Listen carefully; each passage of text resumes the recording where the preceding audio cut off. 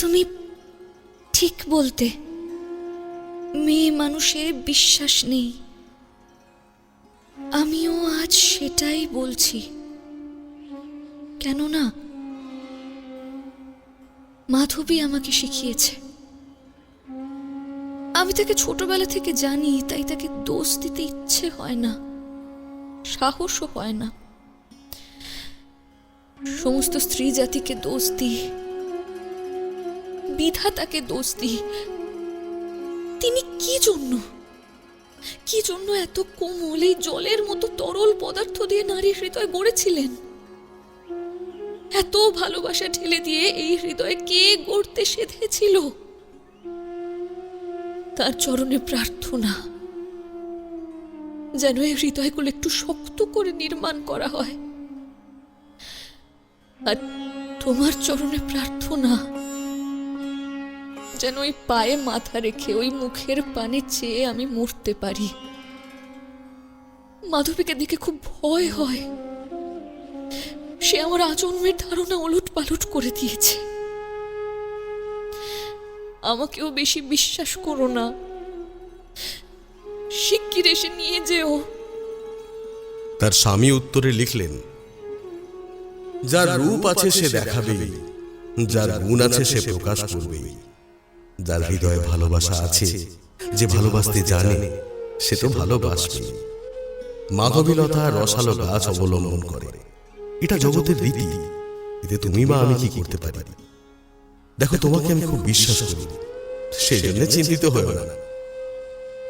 মনোরমা স্বামীর চিঠি মাথায় রাখলো। মনে মনে তার চরণের উদ্দেশ্যে প্রণাম করে লিখল, মাধবী পোড়ামুখী, বিধবাকে যা করতে নি সে তাই করেছে। মনে মনে আরেকজনকে ভালোবেসেছে।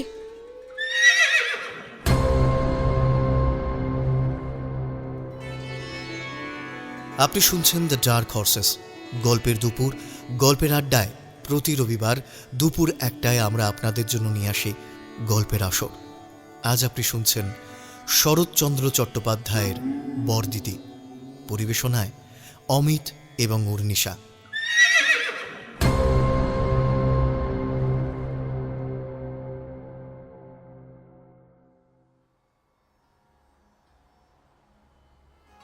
এই পৃথিবীতে এক সম্প্রদায়ের লোক আছে, তারা যেন খড়ের আগুন, দপ করে জ্বলে উঠতেও পারে, আবার খপ করে নিভে যেতেও পারে।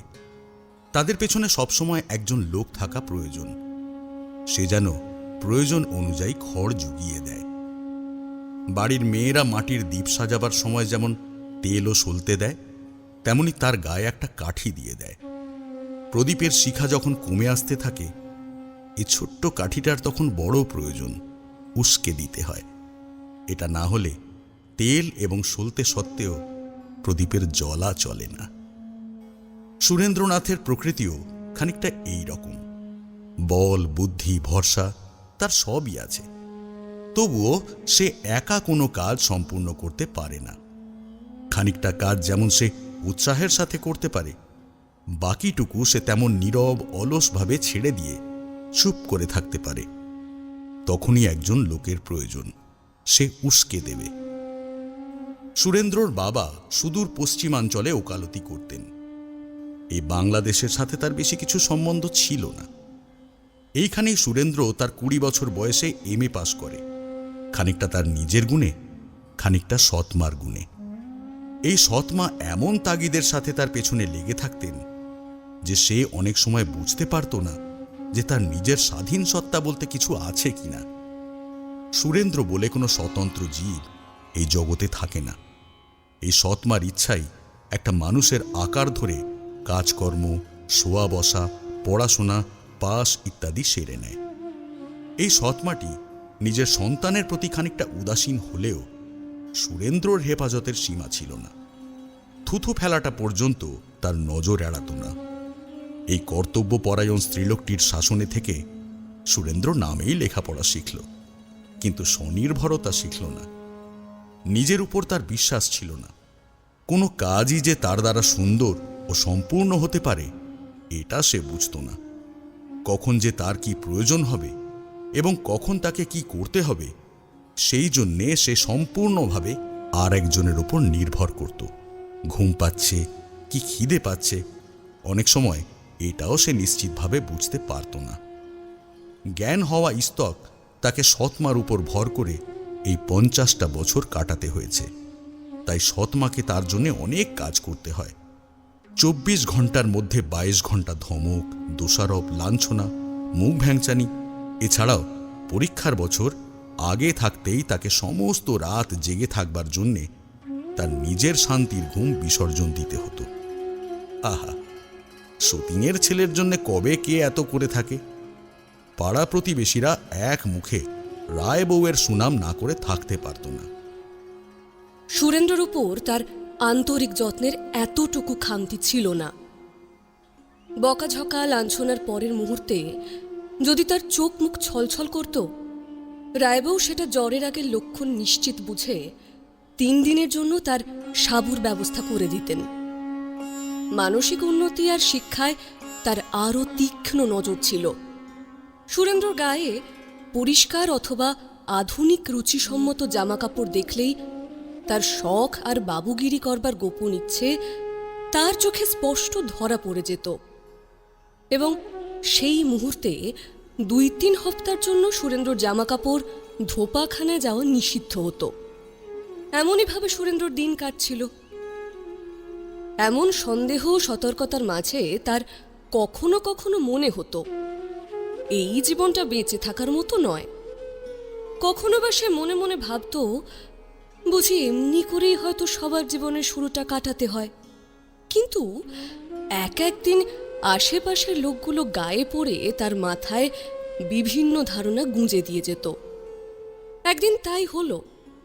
একজন বন্ধু তাকে উপদেশ দিল যে তার মতো বুদ্ধিমান ছেলে বিদেশ যেতে পারলে ভবিষ্যতে অনেক উন্নতির আশা আছে। স্বদেশে ফিরে এসে সে অনেক উপকার করতে পারে। কথাটা সুরেন্দ্রর খারাপ লাগলো না। বনের পাখির চেয়ে খাঁচার পাখিটাই বেশি ছটফট করে। সুরেন্দ্র কল্পনার চোখে যেন একটু মুক্ত হাওয়া, একটু স্বাধীনতার আলো দেখতে পাচ্ছিল। তাই তার পরাধীন প্রাণটা পাগলের মতন খাঁচার চারিদিকে ঝটপট করতে করতে ঘুরে বেড়াতে লাগলো। সে এসে বাবাকে প্রস্তাব করল যে তার বিদেশ যাওয়ার উপায় করে দিতে হবে। তাতে যেসব উন্নতির আশা ছিল তাও সে বলল। বাবা বললেন ভেবে দেখব। কিন্তু স্ত্রীর ইচ্ছা একেবারেই প্রতিকূল। তিনি বাবা ছেলের মাঝখানে ঝড়ের মতো এসে পড়ে এমন অট্টহাসি হাসলেন যে দুজনেই স্তব্ধ হয়ে গেল। স্ত্রী বললেন, তবে আমাকেও বিদেশে পাঠিয়ে দাও, না হলে সুরকে সামলাবে কে? যে জানি না কখন কি খেতে হয়, কখন কি পড়তে হয়, তাকে একলা বিদেশ পাঠাচ্ছ? বাড়ির ঘোড়াটাকে সেখানে পাঠানো যা, ওকে পাঠানো তাই। ঘোড়া গরু বুঝতে পারে যে তার খিদে পেয়েছে কি ঘুম পেয়েছে, তোমার সুরো তাও পারে না। হাসির বিপুলতা দেখে রায়মশাই ভীষণ লজ্জা পেলেন। সুরেন্দ্রনাথও মনে করল যে এমন অকাট্য যুক্তির বিপক্ষে কোনোভাবেই প্রতিবাদ করা যায় না। বিদেশ যাওয়ার আশা সে ত্যাগ করল। তার বন্ধু এই কথা শুনে খুবই দুঃখ পেল, কিন্তু বিদেশ যাওয়ার আর কোনো উপায় আছে কিনা সেটাও সে বলে দিতে পারল না। কিন্তু শেষ অবধি সে বলল যে এই রকম পরাধীনভাবে থাকার চেয়ে ভিক্ষা করে খাওয়াও ভালো, এবং এটাও নিশ্চিত যে এরকম সম্মানের সাথে এমএ পাস করতে পারে, রুজি রুটির জন্য তাকে লোভী হতে হয় না। সুরেন্দ্র বাড়ি এসে এই কথা ভাবতে বসল। যত ভাবল তত সে দেখতে পেল যে বন্ধু ঠিক বলেছে, ভিক্ষা করে খাওয়া ভালো। সবাই কিন্তু বিদেশ যেতে পারে না, কিন্তু এমন বাঁচা ও মরার মাঝামাঝি হয়েও সকলকে দিন কাটাতে হয় না। একদিন গভীর রাতে সে স্টেশনে এসে কলকাতার টিকিট কিনে গাড়িতে বসল এবং ডাকের মাধ্যমে বাবাকে চিঠি লিখে দিল যে কিছুদিনের জন্য সে বাড়ি ছেড়েছে। শুধু শুধু খোঁজাখুঁজি করে বিশেষ লাভ হবে না, এবং সন্ধান পেলেও সে যে বাড়িতে ফিরে আসবে এমন সম্ভাবনাও নেই। রায়মশাই স্ত্রীকে এই চিঠি দেখালেন। তিনি বললেন, পুরো এখন মানুষ হয়েছে, বিদ্যা শিখেছে, পাখা বের হয়েছে, বুঝেছ? এখন উড়ে পালাবে না তো কখন পালাবে? তাই তিনি খোঁজ করলেন। কলকাতায় যারা পরিচিত ছিল তাদেরকে চিঠি দিলেন, কিন্তু কোনো উপায় হলো না। সুরেন্দ্রর কোনো সন্ধান পাওয়া গেল না।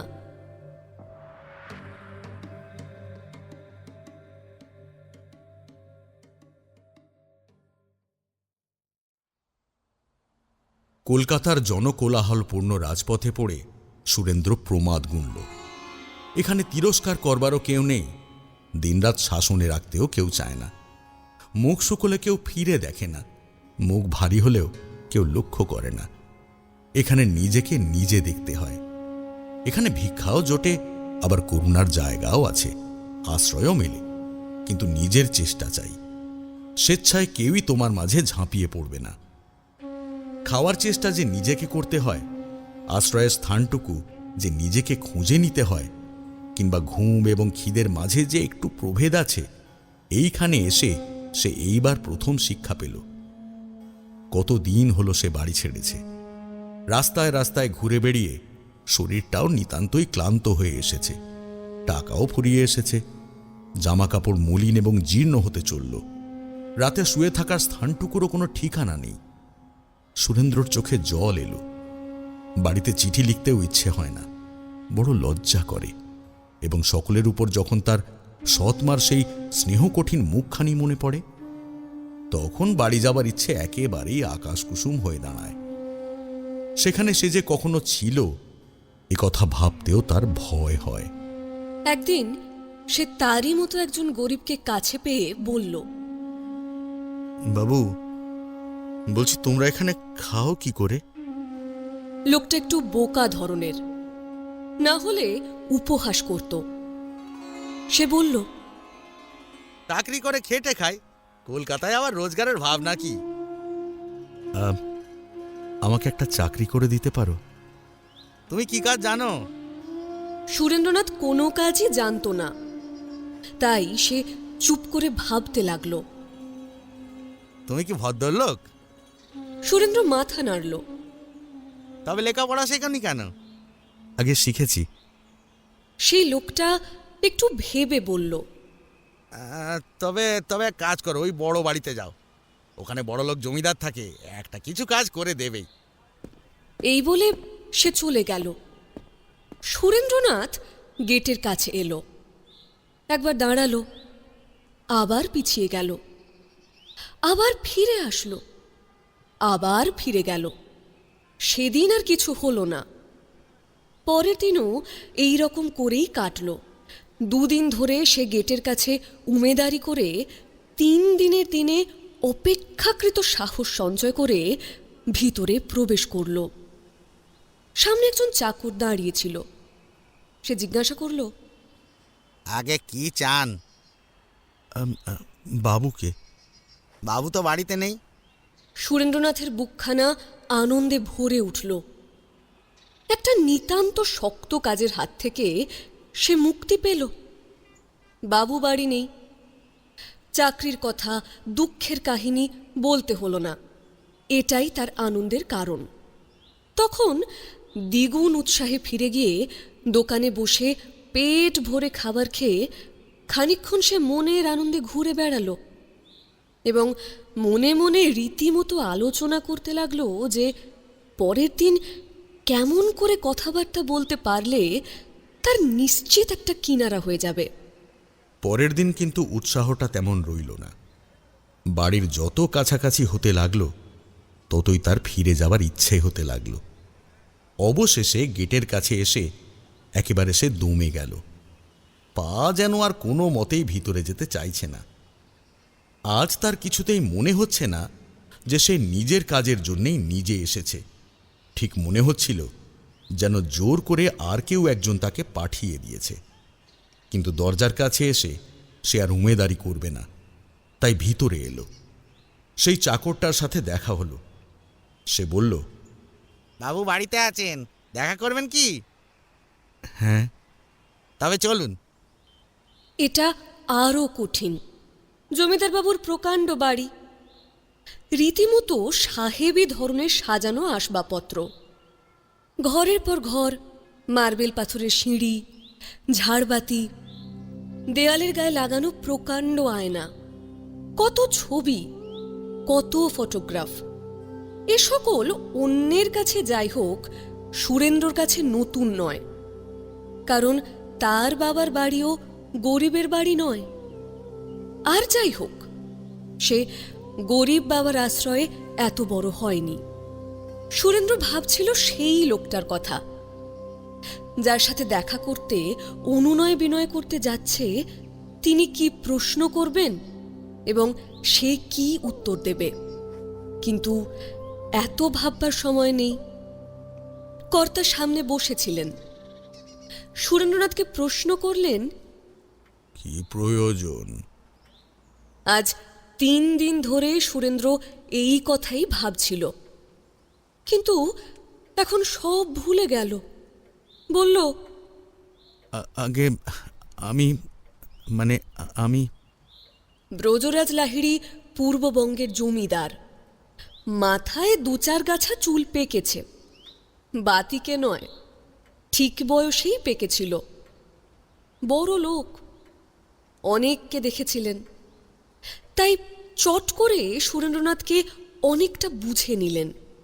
বললেন, হ্যাঁ বাবু, তা কি চাও তুমি? আগে কোনো একটা আগে চাকরি।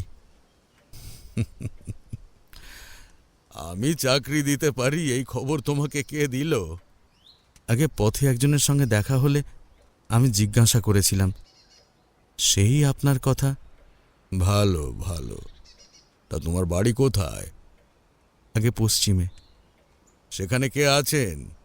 সুরেন্দ্রনাথ সব কথা বলল। তোমার বাবা কি করেন? অবস্থার ফেরে সুরেন্দ্র নতুন ধাঁচ শিখেছিল, একটু জড়িয়ে জড়িয়ে বলল, আগে ওই সামান্য চাকরি করেন। ও, তাতে চলে না তাই তো? সেই জন্যে তুমি উপার্জন করতে চাও? আগে হ্যাঁ। হ্যাঁ, তা এখানে কোথায় থাকো? কোনো নির্দিষ্ট জায়গা নেই, যেখানে সেখানে। ব্রজবাবুর দয়া হল। সুরেন্দ্রনাথকে কাছে বসিয়ে তিনি বললেন, বসো। দেখো, তুমি এখনো নেহাতি ছেলে মানুষ। এই বয়সে বাড়ি ছেড়ে আসতে বাধ্য হয়েছ বলে দুঃখ হচ্ছে। আমি নিজে যদিও কোনো চাকরি দিতে পারছি না, কিন্তু যাতে তোমার কিছু জোগাড় হয় তার ব্যবস্থা আমি করে দিতে পারি। আগে আচ্ছা। আরে কি ব্যাপার, চলে যাচ্ছ কেন? তোমার আর কিছু জিজ্ঞাসা করার নেই? আগে না। বাহ, এতেই তোমার কাজ হয়ে গেল। কি উপায় করতে পারি, কবে করতে পারি, কিছুই জানার প্রয়োজন মনে করলে না? আগে তা এখন কোথায় যাবে? এই কোনো একটা দোকানে। তো সেখানেই খাওয়া দাওয়া করবে নাকি? আগে রোজ তাই করি। তুমি লেখাপড়া কতদূর শিখেছ? কিছু শিখেছি। আমার ছেলেকে পড়াতে পারবে? আগে হ্যাঁ, পারবো। ব্রজবাবু আবার হাসলেন। তার মনে হলো দুঃখ আর দারিদ্র্যে ওর মাথার ঠিক নেই, কারণ কাকে শিক্ষা দিতে হবে আর কি শিক্ষা দিতে হবে সেটা না জেনে অতটা আনন্দিত হওয়া তার কাছে পাগলামি বলেই মনে হলো। তিনি বললেন, আমি যদি বলি যে আমি বিএ ক্লাসে পড়ি, তখন তুমি কিভাবে পড়াবে? আগে তা একরকম হবে। ঠিক আছে। বঙ্কু, বঙ্কু, এই বাবুটির থাকার জায়গা করে দাও, আর ওর স্নান আর খাওয়ার ব্যবস্থা দেখো। হ্যাঁ, ও তুমি সন্ধ্যার পরে তোমাকে আবার আমি ডেকে পাঠাবো। তুমি আমার বাড়িতেই থাকো, কেমন? যতদিন কোনো চাকরির উপায় না হয় ততদিন স্বাচ্ছন্দ্যে এখানে থাকতে পারবে। দুপুরের খাবার খেতে গিয়ে তিনি বড় মেয়ে মাধবীকে ডেকে বললেন, মারে, একজন দুঃখী লোককে বাড়িতে জায়গা দিয়েছি, কে বাবা? দুঃখী লোক, এছাড়া আর কিছু জানি না। লেখাপড়া বোধহয় কিছু জানে, কারণ তোমার দাদাকে পড়ানোর কথা বলতে সে রাজি হয়ে গিয়েছিল। বিএ ক্লাসের ছেলেকে যে পড়াতে সাহস করতে পারে, অন্তত তোমার ছোট বোনটাকে সে নিশ্চয়ই পড়াতে পারবে। ভাবছি সেই প্রমিলার মাস্টার হয়ে থাকুক।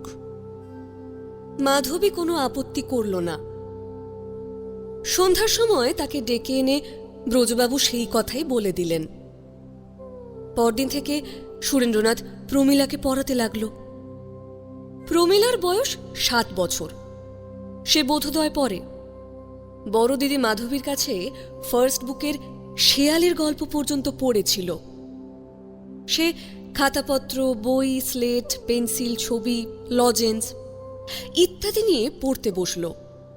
ডো নট মুভ, নড়ো না। ডু নট মুভ, নড়ো না। তারপর সুরেন্দ্রনাথ অন্য মনস্ক হয়ে স্লেট টেনে নিল, পেন্সিল হাতে নিয়ে আঁক কাটতে বসল। প্রবলেমের পর প্রবলেম সলভ হতে লাগল। ঘড়িতে 7টার পর 8টা, তারপরে 9টা বাজতে লাগল। প্রমিলা কখনো এপাশ কখনো ওপাশ ফেরে, ছবির পাতা উল্টে শুয়ে বসে লজেন্স মুখে পুড়ে নিরীহ শেয়ালের সর্বাঙ্গে কালি মাখাতে মাখাতে পড়তে লাগল। মাস্টার মশাই, বাড়ি যাই? হ্যাঁ, যাও। সকালবেলাটা তার এইভাবেই কাটে, কিন্তু দুপুরবেলার কাজটা একটু অন্যরকম। চাকরির যাতে কোনো উপায় হয় সেজন্য ব্রজবাবু অনুগ্রহ করে 2-1 ভদ্রলোকের নামে কয়েকটা চিঠি দিয়েছিলেন। সুরেন্দ্রনাথ সেগুলো পকেটে নিয়ে বেরিয়ে পড়ে। খোঁজ করে করে তাদের বাড়ির সামনে গিয়ে উপস্থিত হয়। দেখে কত বড় বাড়ি, কটা জানালা, বাইরে কতগুলো ঘর, দোতলা কি তেতলা, সামনে কোনো ল্যাম্পপোস্ট আছে কিনা। তারপর সন্ধ্যার আগে ফিরে আসে। কলকাতায় এসেই সে কতগুলো বই কিনেছিল, বাড়ি থেকেও কতগুলো নিয়ে এসেছিল। এখন সেগুলোও সে গ্যাসের আলোয় পড়তে থাকে। ব্রজবাবু কাজকর্মের কথা জিজ্ঞাসা করলে সে হয় চুপ করে থাকে, না হয় বলে ভদ্রলোকদের সঙ্গে দেখা হয়নি। আজ 4 বছর হল ব্রজরাজ বাবুর স্ত্রী বিয়োগ হয়েছে। বুড়ো বয়সের এই দুঃখ বুড়োরাই বোঝে। কিন্তু সে কথা থাক, তার আদরের মেয়ে মাধবী দেবী যে এই তার 16 বছর বয়সেই স্বামী হারিয়েছে, এটাই ব্রজরাজের শরীরের অর্ধেক রক্ত শুষে নিয়েছে। শখ করে খুব ধুমধাম করে তিনি মেয়ের বিয়ে দিয়েছিলেন। নিজের অনেক টাকা ছিল, তাই অর্থের দিকে নজর দেননি। ছেলেটির বিষয় আশয় আছে কিনা তার খোঁজও নেননি। শুধু চেয়েছিলেন ছেলেটি লেখাপড়া করেছে, রূপবান, সৎ এবং ভালো চরিত্রের। এই লক্ষ্য রেখেই তিনি মাধবীর বিয়ে দিয়েছিলেন। 11 বছর বয়সে মাধবীর বিয়ে হয়েছিল। 3 বছর সে স্বামীর কাছে ছিল। যত্ন, স্নেহ, ভালোবাসা সবই সে পেয়েছিল। কিন্তু যোগেন্দ্রনাথ বাঁচলেন না। মাধবীর এই জীবনের সব ইচ্ছে মুছে দিয়ে ব্রজরাজের বুকে শেল বিধিয়ে তিনি স্বর্গে চলে গেলেন। মরার সময় মাধবী যখন খুব কাঁদতে লাগল, তখন তিনি মৃদু গলায় বলেছিলেন, কেঁদো না মাধবী, কেঁদো না। তোমাকে যে আমি ছেড়ে যাচ্ছি এটাই আমার সবচেয়ে বড় দুঃখ। আমি মরি তাতে ক্ষতি নেই, কিন্তু তুমি যে সারা জীবন কষ্ট পাবে, এটা আমাকে খুব অস্থির করছে। তোমাকে যে যত্ন করতে পারলাম না গো, যত্ন করতে পারলাম না। ঝরঝর করে ঝরা চোখের জল যোগেন্দ্রর শুকনো বুক ভিজিয়ে দিল। মাধবী তা মুছে দিয়ে বলেছিল, আবার যখন তোমার পায়ে গিয়ে পড়ব, তখন যত্ন করো। মাধবী, যে জীবন তুমি আমার সুখের জন্য উৎসর্গ করতে চেয়েছিলে, তা যেন দুঃখ কষ্টে মলিন না হয়। সেই জীবন সবার সুখে উৎসর্গ করো। যার মুখ দেখে কষ্ট কমবে তারই সেবা করতে চেষ্টা করো। আর আর কি কি বলবো মাধবী, আর আর- আর কি বলবো মাধবী?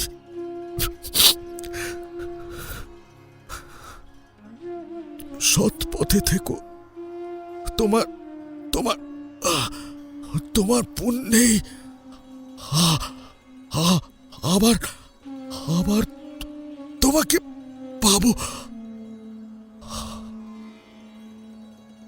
সেই থেকে মাধবী একেবারে বদলে গেছে। রাগ, হিংসা, রেষারেষি যা কিছু তার ছিল, স্বামীর চিতার ছাইয়ের সাথে সব কিছু সে ইছামতির মতো গঙ্গার জলে ভাসিয়ে দিয়েছে। এই জীবনের কত ইচ্ছে, কত আকাঙ্ক্ষা, বিধবা হলেও তো আর সেগুলো চলে যায় না। মাধবী তখন স্বামীর কথা ভাবে। তিনি যখন নেই তখন আর কেন, কার জন্য হিংসা করবে, কার জন্য অন্যের চোখে জল ফেলবে? আর এইসব নীচ প্রবৃত্তি তার কোনো কালই ছিল না। বড়লোকের মেয়ে, কোনো স্বাদ বা আকাঙ্ক্ষাই তার অপূর্ণ ছিল না। হিংসা, বিদ্বেষ কোনোদিন শিখতেও হয়নি। তার নিজের হৃদয়ে অনেক ফুল ফোটে। আগে সেই ফুলে মালা গেঁথে সে স্বামীর গলায় পরিয়ে দিত। এখন স্বামী নেই, তাই বলে ফুল গাছটি সে কেটে ফেলেনি। এখনো তাতে তেমনি ফুল ফোটে, গাছেই লুটিয়ে পড়ে। এখন সে আর মালা গাঁথতে যায় না সত্যি, কিন্তু অঞ্জলি ভরে দিন দুঃখীদের তা বিলিয়ে দেয়। যার নেই তাকেই দেয়, এতে তার কোনো কার্পণ্য নেই, মুখও ভার হয় না। ব্রজবাবুর স্ত্রী যেদিন মারা যান সেদিন থেকে এই সংসারে আর কোনো শৃঙ্খলা ছিল না। সবাই নিজেকে নিয়ে ব্যস্ত থাকতো, কেউ কাউকে দেখত না। প্রত্যেকের জন্য আলাদা আলাদা ভৃত্য নিযুক্ত ছিল, তারা যে যার মতো কাজ করত। রান্নাঘরে রাঁধুনি রান্না করত, বড় সত্রের মতো লোকে পাত পেড়ে খেতে বসত। কেউ খেতে পেত, কেউ পেত না, সে দুঃখ কেউ চেয়েও দেখত না। কিন্তু যেদিন থেকে মাধবী তার ভাদ্র মাসের ভরা গাঙের মতো রূপ, স্নেহ, মমতা নিয়ে বাপের বাড়িতে ফিরে এলো, সেই দিন থেকে যেন পুরো সংসারে নতুন বসন্ত ফিরে এসেছে। এখন সবাই বলে বড় দিদি, সবাই বলে মাধবী। বাড়ির পোষা কুকুরটা পর্যন্ত দিনের শেষে একবার বড় দিদিকে দেখতে চায়। এত লোকের মধ্যে সেও যেন একজনকে স্নেহময়ী, সর্বময়ী হিসেবে চিনে নিয়েছে। বাড়ির কর্মচারীরা, সরকার, গোমস্তা, দাস দাসী সবাই ভাবে বড় দিদি তাদের কথা ভাবে। সবাই তার উপর নির্ভর করে। সবার মনেই একটা ধারণা যে যে কারণেই হোক এই বড় দিদিটির ওপর তাদের একটা বিশেষ দাবি আছে। স্বর্গের কল্পতরু কখনো দেখিনি, দেখব কিনা তাও জানি না, তাই তার কথা বলতে পারলাম না। কিন্তু ব্রজবাবুর সংসারের লোকগুলো একটি কল্পতরু পেয়েছিল। তার তলায় গিয়ে হাত পাতলেই হাসি মুখে ফিরে আসত। এই রকম পরিবারের মধ্যে সুরেন্দ্রনাথ এক নতুন ধরনের জীবন কাটানোর পথ খুঁজে পেল। সবাই যখন একজনের ওপরই সমস্ত ভার দিয়ে রেখেছে, তখন সেও তাদের মতোই করতে লাগল। কিন্তু অন্যদের তুলনায় তার ধারণা একটু আলাদা রকমের। সে ভাবত বড় দিদি নামে একজন জীবন্ত মানুষ বাড়ির মধ্যে থাকেন, সবাইকে দেখেন, সব আবদার সহ্য করেন, যার যা প্রয়োজন তা তার কাছেই পাওয়া যায়। কলকাতার রাস্তায় ঘুরে ঘুরে নিজের জন্য নিজে ভাবার প্রয়োজনীয়তা সে কিছুটা বুঝেছিল, কিন্তু এখানে আসার পর থেকে সে একেবারে ভুলে গেল যে নিজের জন্যে তাকে গত জীবনে কোনো একদিনও ভাবতে হয়েছিল বা পরে ভাবতে হবে। জামা কাপড়, জুতো, ছাতা, ছড়ি যা কিছু দরকার সবই তার ঘরে প্রচুর আছে। রুমালটি পর্যন্ত তার জন্য যত্ন করে কে যেন সাজিয়ে রেখে গেছে। প্রথমে কৌতূহল হতো, সে জিজ্ঞেস করত, এসব এসব কোথা থেকে এলো? বড় দিদি পাঠিয়ে দিয়েছেন। জলখাবারের থালাটি পর্যন্ত দেখলে সে আজকাল বুঝতে পারে এতে বড় দিদির যত্নের ছোঁয়া লেগেছে। অঙ্ক কষতে বসে একদিন তার কম্পাসের কথা মনে পড়ল। প্রমীলাকে বলল, প্রমীলা, বড় দিদির কাছ থেকে কম্পাসটা নিয়ে এসো তো। কম্পাস নিয়ে তো বড় দিদিকে কাজ করতে হয় না, তাই এটা তার কাছে ছিল না। কিন্তু বাজারেই তখনই তিনি লোক পাঠিয়ে দিলেন। সন্ধ্যার সময় বেরিয়ে এসে সুরেন্দ্রনাথ দেখল তার টেবিলের ওপর চাওয়া জিনিসটি পড়ে রয়েছে। বাহ, কম্পাস এসে গেছে। মাস্টারমশাই, দিদি এটা পাঠিয়ে দিয়েছেন। এরপর মাঝে মাঝে সে এমন এক আধটা জিনিস চেয়ে বসত যে মাধবী সেজন্য বিপদে পড়ে যেত। অনেক খুঁজে তবে আবদার পূরণ করতে হতো, কিন্তু কখনো সে বলেনি যে দিতে পারবো না। কিংবা কখনো সে হঠাৎ হয়তো প্রমীলাকে বলল, প্রমীলা, তুমি বড় দিদির কাছ থেকে 5খানা পুরনো কাপড় নিয়ে এসো তো, ভিখারিদেরকে দিতে হবে। নতুন পুরনো বাছার সময় মাধবীর সবসময় থাকতো না। সে নিজেরই 5খানা কাপড় পাঠিয়ে দিয়ে ওপরে জানালা থেকে দেখত 4-5 জন গরিব লোক হইচই করতে করতে ফিরে যাচ্ছে, তারাই কাপড় পেয়েছে। সুরেন্দ্রনাথের এই ছোটখাটো আবদার আর অত্যাচার রোজই মাধবীকে সহ্য করতে হতো। ধীরে ধীরে এসব এমন অভ্যাস হয়ে গেল যে মাধবীর আর মনে হতো না যে একটা নতুন মানুষ তার সংসারে এসে দৈনন্দিন কাজকর্মের মাঝখানে নতুন রকমের ছোটখাটো উপদ্রব শুরু করেছে। শুধু তাই নয়, এই নতুন মানুষটির জন্য মাধবীকে আজকাল খুব সতর্ক থাকতে হয়, অনেক বেশি খোঁজ নিতে হয়। সে যদি সব জিনিস চেয়ে নিত তাহলেও মাধবীর অর্ধেক খাটুনি কমে যেত। সে যে নিজের কোনো জিনিসই চায় না, এটাই সবচেয়ে বড় দুশ্চিন্তার কথা। প্রথমে সে জানতেই পারেনি যে সুরেন্দ্রনাথ অত্যন্ত অন্যমনস্ক স্বভাবের লোক। সকালে চা ঠান্ডা হয়ে যায়, সে হয়তো খায় না। জলখাবার হয়তো ছোঁয়ার কথাও তার মনে থাকে না, হয়তোবা কুকুরের মুখে তুলে দিয়েই সে চলে যায়। খেতে বসে অন্ন ব্যঞ্জনের সে কোনো মর্যাদাই দেয় না, পাশে ঠেলে নিচে ফেলে সরিয়ে রেখে দেয়। যেন কোনো খাবারই তার পছন্দ হয় না। চাকররা এসে বলে, মাস্টার বাবু পাগল, কিচ্ছু দেখে না, কিচ্ছু জানে না, শুধু বই নিয়েই বসে থাকে। ব্রজবাবু মাঝে মাঝে জিজ্ঞেস করেন চাকরির কোনো সুবিধা হচ্ছে কিনা। সুরেন্দ্র সে কথার ভাষা ভাষা উত্তর দেয়। মাধবী বাবার কাছ থেকে সেই সব শুনতে পায়। সেই শুধু বুঝতে পারে যে চাকরির জন্য মাস্টারবাবুর এক তিলও চেষ্টা নেই, ইচ্ছাও নেই। যা আপাতত জুটেছে তাতেই সে খুব খুশি। বেলা 10টা বাজলেই বড় দিদির কাছ থেকে স্নান আর খাওয়ার তাগিদ আসে। ঠিকমতো খাওয়া দাওয়া না করলে বড় দিদির হয়ে প্রমীলা অভিযোগ করে যায়। অনেক রাত পর্যন্ত বই নিয়ে বসে থাকলে চাকররা গ্যাসের আলো বন্ধ করে দেয়। বারণ করলে শোনে না, কারণ ওটা বড় দিদির আদেশ। একদিন মাধবী বাবার কাছে এসে হেসে বলল, বাবা, প্রমীলা যেমন তার মাস্টারমশাইও ঠিক তেমন। কেন রে মা? দুজনই ছেলে মানুষ। প্রমীলা যেমন বোঝে না তার কখন কি দরকার, কখন কি খেতে হয়, কখন শুতে হয়, কখন কি করা উচিত, তার মাস্টারমশাইও সেই রকম, নিজের কিছুই বোঝেন না। অথচ অসময়ে এমন সব জিনিস চেয়ে বসেন যে জ্ঞান থাকলে তা আর কেউ চায় না। ব্রজবাবু বুঝতে পারলেন না, মুখের দিকে তাকিয়ে রইলেন। মাধবী হেসে বলল, তোমার মেয়েটি কি বোঝে কখন তার কি দরকার? বোঝে না, অথচ অসময় উৎপাত করে তো। হ্যাঁ, তা করে। মাস্টারমশাইও ঠিক তাই করেন। ছেলেটি বোধহয় একটু পাগল। পাগল নন, উনি বোধহয় বড় লোকের ছেলে। তাই নাকি? তা তুমি কিভাবে জানলে? মাধবী জানতো না, কিন্তু এমনিই বুঝতো। সুরেন্দ্র যে নিজের একটা কাজও নিজে করতে পারে না, অন্যের উপর নির্ভর করে থাকে। কেউ করে দিলে হয়, না করে দিলে হয় না। এই অক্ষমতাই তাকে মাধবীর কাছে ধরিয়ে দিয়েছিল। তার মনে হতো এটা তার আগের অভ্যাস। বিশেষ করে এই নতুন ধরনের খাওয়ার ধরনটা মাধবীকে আরও অবাক করে দিয়েছে। কোনো খাবারে যে তার মনোযোগ নেই, কিছুই সে তৃপ্তি করে খায় না, কোনো কিছুর উপরে আগ্রহ নেই। এই বৃদ্ধের মতো বৈরাগ্য, অথচ বালকের মতো সরলতা, পাগলের মতো উপেক্ষা, খেতে দিলে খায়, না দিলে খায় না, এই সব তার কাছে খুব রহস্যময় মনে হতো।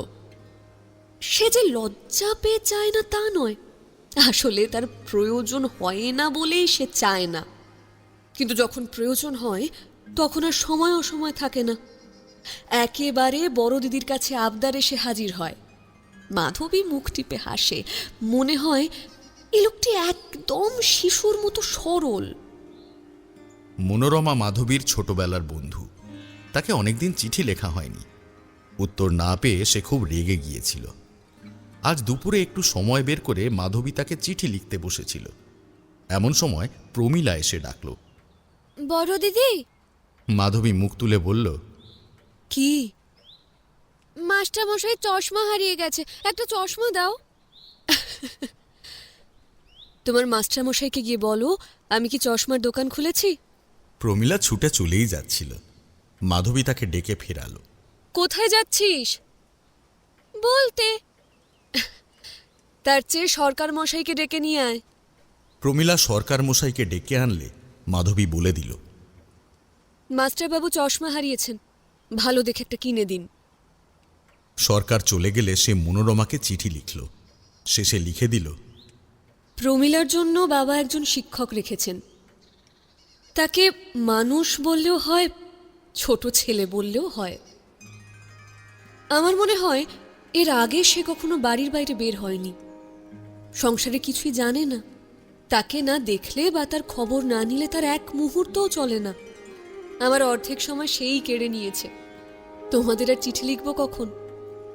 এখন যদি তুমি শিগগির আসো তাহলে এই অকেজো লোকটিকে দেখিয়ে দেব। এমন অপদার্থ ও অন্যমনস্ক লোক তুমি জন্মে দেখোনি। খেতে দিলে খায়, না দিলে চুপ করে উপবাস করে। হয়তো সারাদিনের মধ্যেও তার মনে পড়ে না যে তার খাওয়া হয়েছে কি না। একদিনের জন্য সে নিজেকে চালিয়ে নিতে পারে না।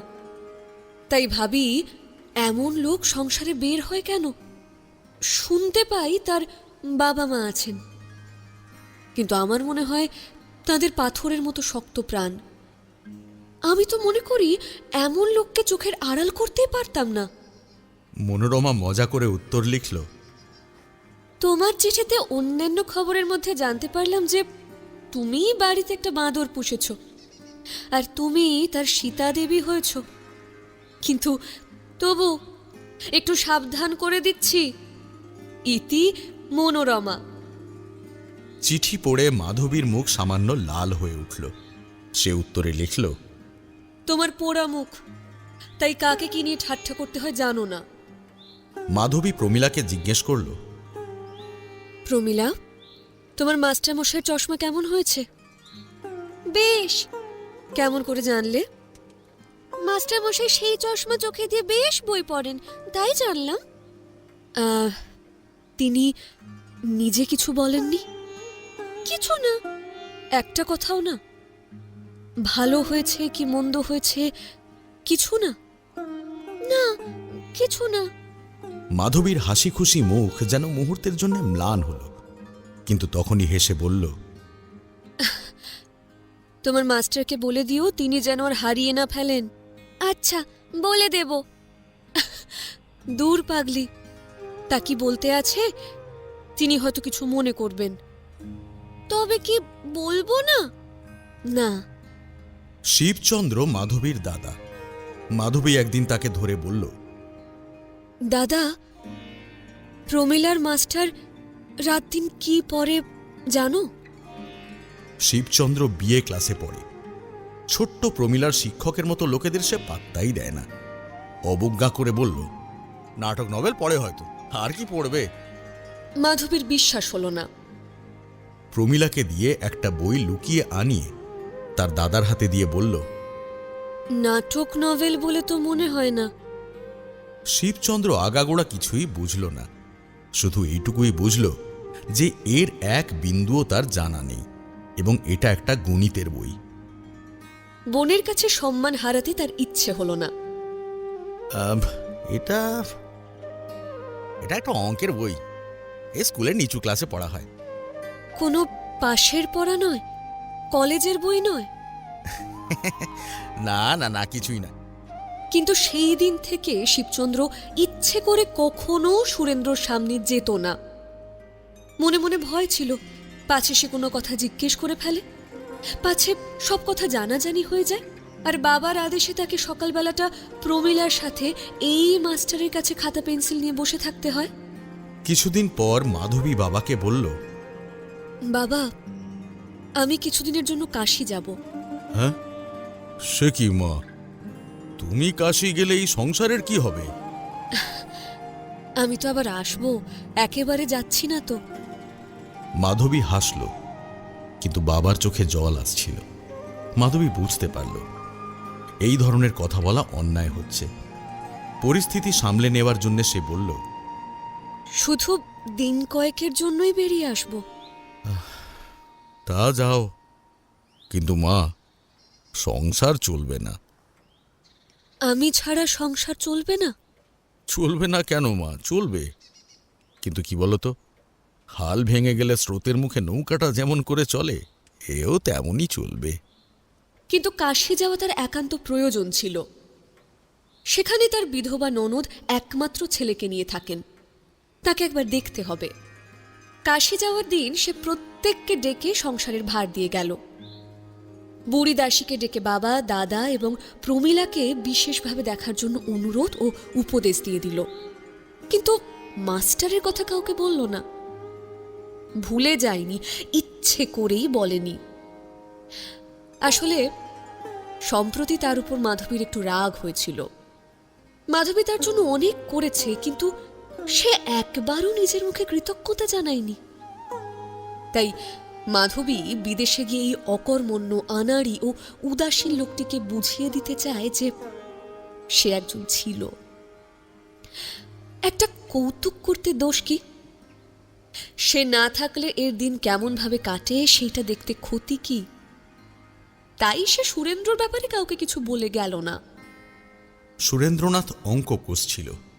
প্রমীলা বলল, কাল রাতে দিদি কাশী গেছেন। কথাটা তার কানে গেল না, কিন্তু 2-3 দিন পর যখন সে দেখতে পেল 10টার সময় খাওয়ার জন্য আর কেউ জোরাজুরি করে না, কোনোদিন বা 1টা বা 2টো বেজে যায়। স্নানের পর কাপড় ছাড়তে গিয়ে দেখে সেগুলো আর আগের মতো পরিষ্কার নেই। জলখাবারের থালাটা তেমন যত্ন করে সাজানো নয়। রাতে গ্যাসের চাবি কেউ বন্ধ করতে আসে না। পড়ার ঝোঁকে রাত 2-3টে বেজে যায়। সকালে ঘুম ভাঙে না, উঠতে দেরি হয়। সারা দিন চোখের পাতা জুড়ে ঘুম আসে। শরীর যেন খুব ক্লান্ত হয়ে পড়ছে। তখন সুরেন্দ্রনাথের মনে হলো এই সংসারে একটু পরিবর্তন তো ঘটেছে। মানুষ গরম লাগলে তবেই পাখার খোঁজ করে। সুরেন্দ্রনাথ বই থেকে মুখ তুলে বলল, প্রমীলা, বলছি বড় দিদি এখানে নেই, তাই না? দিদি তো কাশী গেছেন।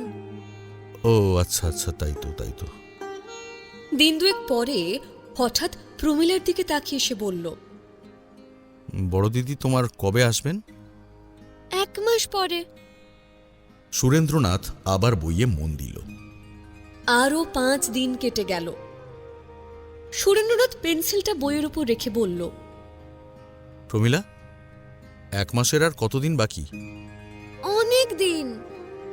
পেন্সিলটা তুলে নিয়ে সুরেন্দ্রনাথ চশমা খুলে কাঁচ দুটো পরিষ্কার করল। তারপর চোখে দিয়ে বইয়ের দিকে তাকিয়ে রইল।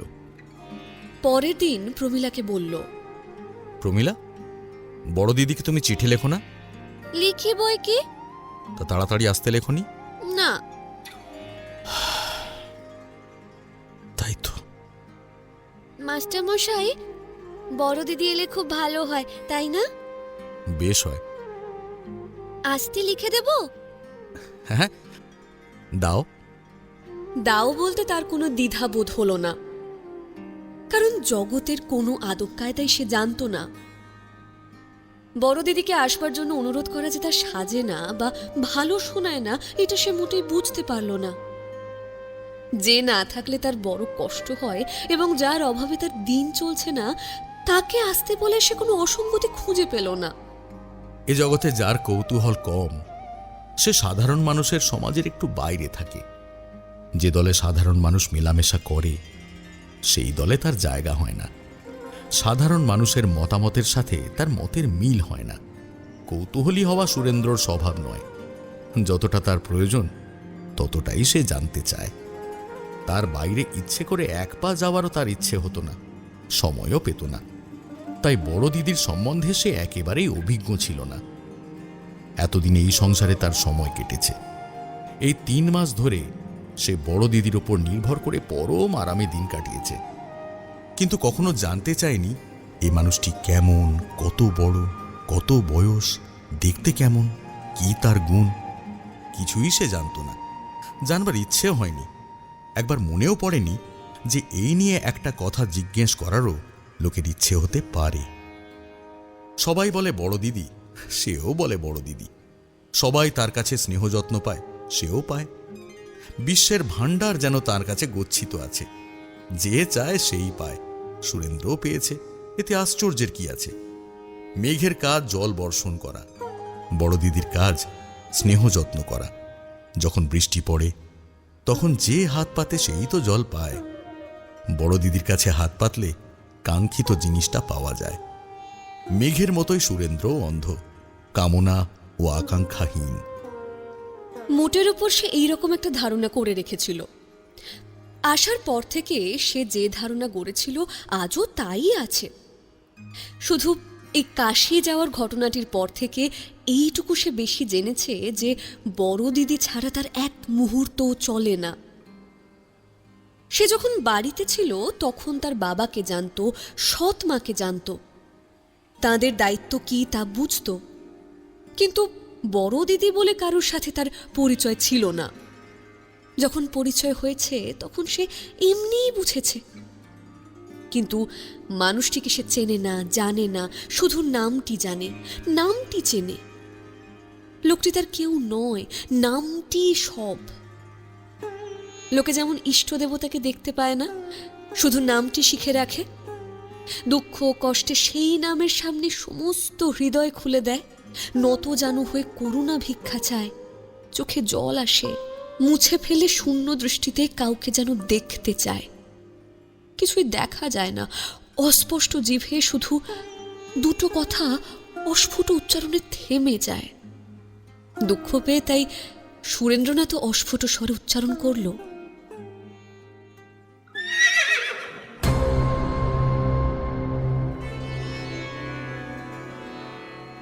দ্য ডার্ক হর্সেস গল্পের দুপুর গল্পের আড্ডায় আজ আপনি শুনছেন শরৎচন্দ্র চট্টোপাধ্যায়ের বরদিদি, পরিবেশনায় অমিত এবং উর্নিশা। গল্প শুনে কেমন লাগছে আপনাদের আমাদের অবশ্যই জানাবেন। আর গল্প শুনে ভালো লাগলে অবশ্যই আমাদের চ্যানেলটি সাবস্ক্রাইব করে বেল আইকনটা প্রেস করে রাখবেন। আর প্রতি রবিবার দুপুর 1টায় আমাদের পরিবেশনা শুনতে ভুলবেন না। তাহলে আবারও ফিরে যাই গল্পের আসরে।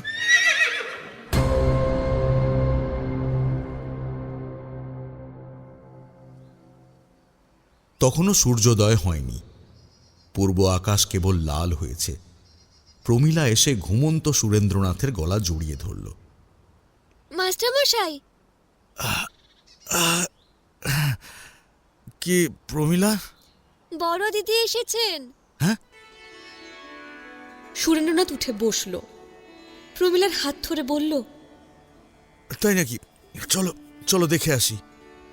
এই দেখার ইচ্ছাটা তার মনে কিভাবে এলো বলা যায় না। আর এতদিন পরে কেন যে সে প্রমীলার হাত ধরে চোখ মুছতে মুছতে ভেতরে গেল তাও বোঝা গেল না। মাধবীর ঘরের সামনে এসে হাজির হল। তারপর সিঁড়ি বেয়ে উপরে উঠল। মাধবীর ঘরের সামনে দাঁড়িয়ে প্রমীলা ডাকল, বড় দিদি। বড় দিদি অন্য মনস্ক হয়ে কি একটা কাজ করছিলেন। বললেন, কি? মাস্টারমশাই। দুজনে ততক্ষণে ভেতরে ঢুকে পড়েছে। মাধবী ব্যস্ত হয়ে দাঁড়িয়ে উঠলেন। মাথার উপর এক হাত কাপড় টেনে একপাশে সরে দাঁড়ালেন। সুরেন্দ্রনাথ বলছিলেন, বড় দিদি, তোমার জন্য আমি খুব কষ্টে। মাধবী ঘোমটার আড়ালে ভীষণ লজ্জায় জিভ কাটলেন। তুমি চলে গেলে? ছি ছি ছি ছি, কি লজ্জা! মাধবী মনে মনে বললেন, কিন্তু তিনি নিচু গলায় বললেন, প্রমীলা, মাস্টারমশাইকে বাইরে যেতে বলো। প্রমীলা ছোট হলেও তার দিদির আচরণ দেখে বুঝতে পেরেছিল যে কাজটা ঠিক হয়নি। চলুন মাস্টারমশাই। অপ্রস্তুত হয়ে কিছুক্ষণ সে দাঁড়িয়ে রইল। তারপর বলল, চলো। বেশি কথা সে বলতে জানতো না, বেশি কথা বলতে চায় না। তবে সারাদিন মেঘের পর সূর্য উঠলে হঠাৎ যেমন লোকে সেই দিকে তাকাতে চায়, ক্ষণকালের জন্য যেমন মনে থাকে না যে সূর্যের দিকে তাকাতে নেই বা তাকালে চোখে কষ্ট হয়, তেমনি মেঘাচ্ছন্ন আকাশের তলে থেকে 1 মাস পর সুরেন্দ্রনাথ পরম আনন্দে তাকাতে গিয়েছিল। কিন্তু ফল যে এমন হবে তা সে জানত না। মাধবী যেন একটু লজ্জা পেলেন। সেদিন থেকে তার যত্নটা একটু কমে এলো। বিন্দু দাসী নাকি ব্যাপারটা নিয়ে একটু হেসেছিল। সুরেন্দ্রনাথও একটু গুটিয়ে গিয়েছিল। আজকাল সে যেন দেখতে পায় তার বড় দিদির অসীম ভাণ্ডার ফুরিয়ে এসেছে। বোনের যত্ন, মায়ের মতো স্নেহের ছোঁয়া যেন তার গায়ে আর লাগে না, একটু দূরে দূরে থেকে সরে যায়। একদিন সে প্রমীলাকে বলল, হ্যাঁ রে, বলছি বড় দিদি আমার উপর রাগ করেছেন তাই না? হ্যাঁ, কেন রে? আপনি ওভাবে বাড়ির ভেতরে গিয়েছিলেন কেন? ও যেতে নেই তাই না? ওভাবে কি যেতে হয়? দিদি খুব রাগ করেছে। তাই তো। সুরেন্দ্র বইটা বন্ধ করে দিল। তারপর একদিন দুপুরবেলা আকাশ মেঘ করে প্রচুর বৃষ্টি এলো। ব্রজরাজবাবু আজ 2 দিন হলো বাড়িতে নেই, জমিদারি দেখতে গিয়েছেন। মাধবীর হাতেও বিশেষ কাজ ছিল না। প্রমীলাও খুব জ্বালাতন করছিল।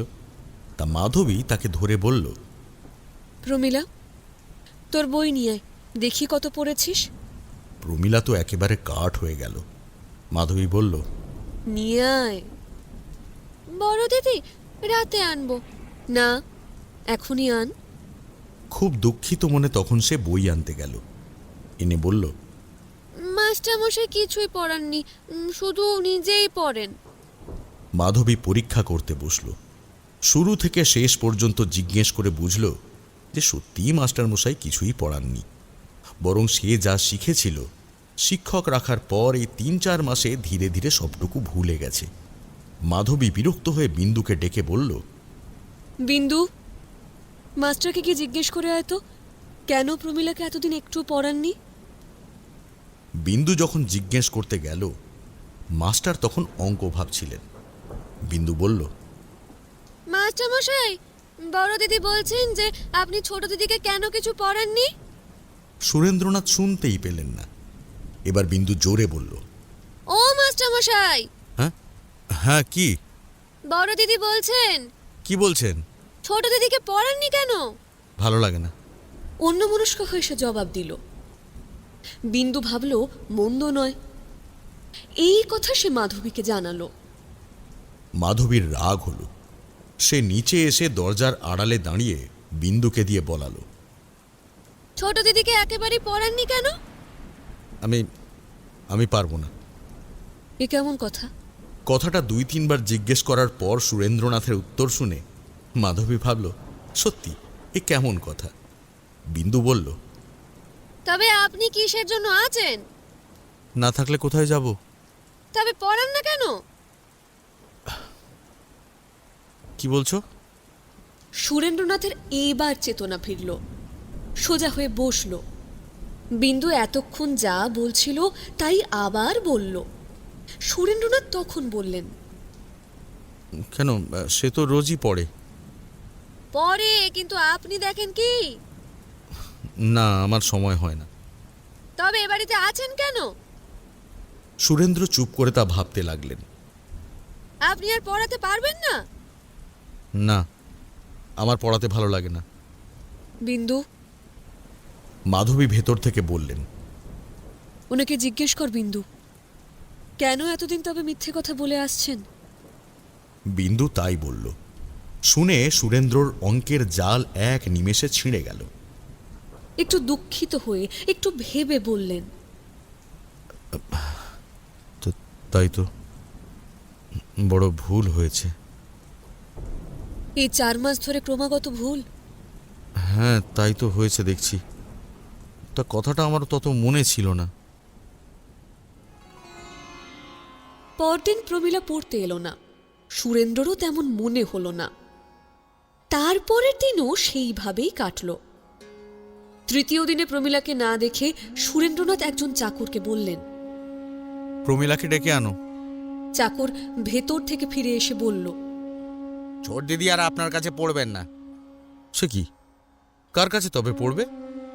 চাকর বুদ্ধি খাটিয়ে বলল, অন্য মাস্টার আসবেন। বেলা তখন 9টা বেজেছিল। সুরেন্দ্রনাথ কিছুক্ষণ চিন্তিতভাবে 2-3খানা বই বগলে চেপে উঠে দাঁড়ালেন। চশমাটা খাপে পুরে টেবিলের উপর রাখলেন। তারপর ধীরে ধীরে বেরিয়ে গেলেন।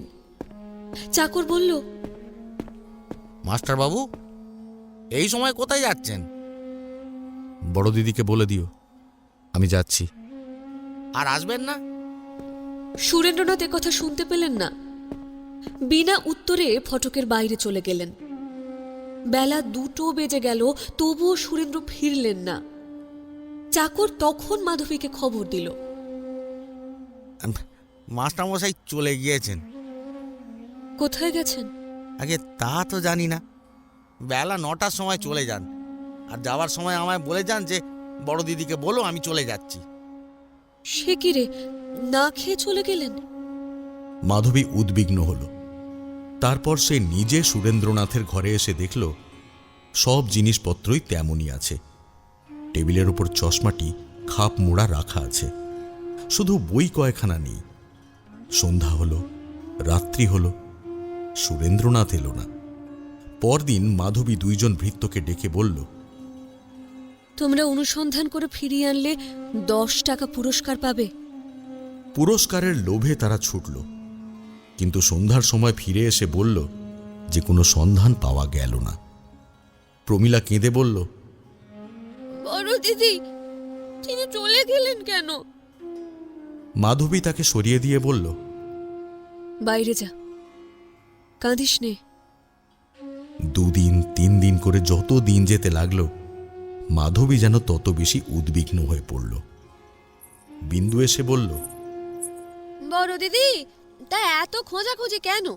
কলকাতা শহরে কি আর মাছটা পাওয়া যায় না? তুই দূর হ। একটা মানুষ একটা পয়সা হাতে না নিয়ে চলে গেল, আর তুই বলছিস খোঁজাখুঁজি কেন? তার কাছে একটাও পয়সা নেই, তা কি করে জানলে? তা আমি জানি, কিন্তু তোর অত কথায় কাজ কি?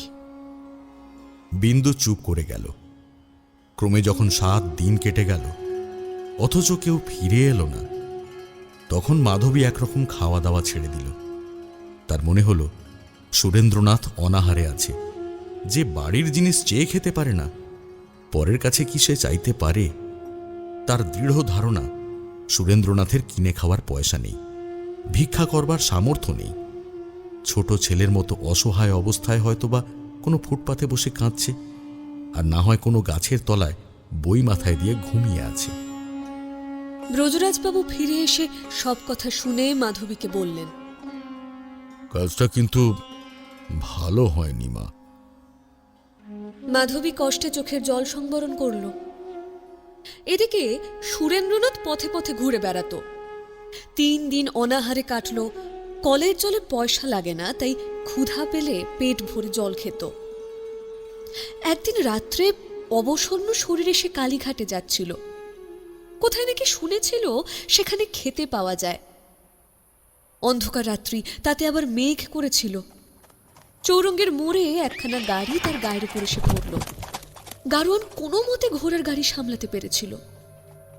সুরেন্দ্র প্রাণে মরল না বটে, কিন্তু বুকে ও পাঁজরে প্রচণ্ড আঘাত পেয়ে অজ্ঞান হয়ে পড়ে গেল। পুলিশ এসে গাড়ি করে হাসপাতালে নিয়ে গেল। 4-5 দিন অজ্ঞান অবস্থায় কাটার পর রাত্রে চোখ চেয়ে বলল,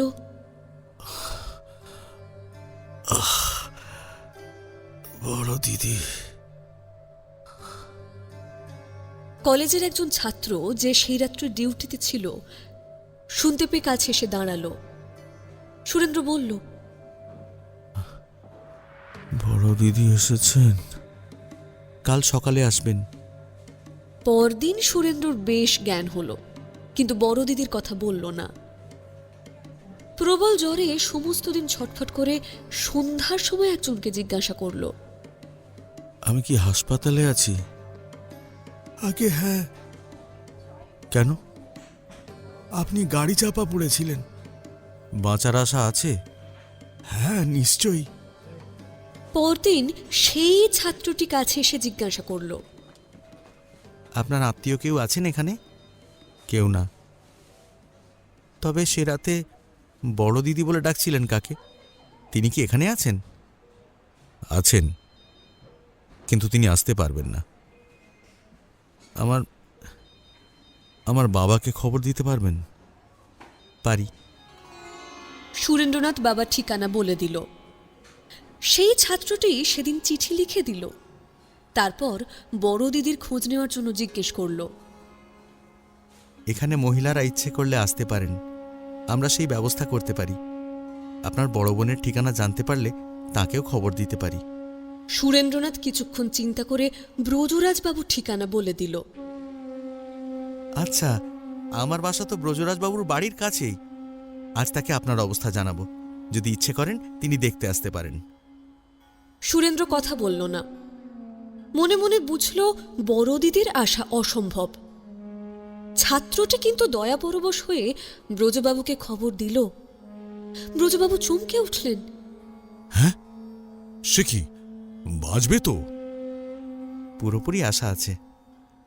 বাড়ির ভেতরে গিয়ে উনি মেয়েকে বললেন, মাধবী, আরে মাধবী, যা ভেবেছিলাম তাই হয়েছে। সুরেন গাড়ি চাপা পড়ে হাসপাতালে আছে। মাধবীর সারা শরীর শিউরে উঠল। তোমার নাম করে নাকি বড় দিদি বলে ডাকছিল। তুমি কি দেখতে যাবে মা? এই সময় পাশের ঘরে প্রমীলা ঝনঝন করে কি সব ফেলে দিল। মাধবী সেই দিকে ছুটে গেল। অনেকক্ষণ পর ফিরে এসে বলল, তুমি দেখে এসো, আমি যেতে পারবো না। মা, সে বনের পশু, তার উপর কি রাগ করে? মাধবী কথা বলল না। তখন ব্রজবাবু একাই সুরেন্দ্রকে দেখতে এলেন। দেখে খুব দুঃখ হলো।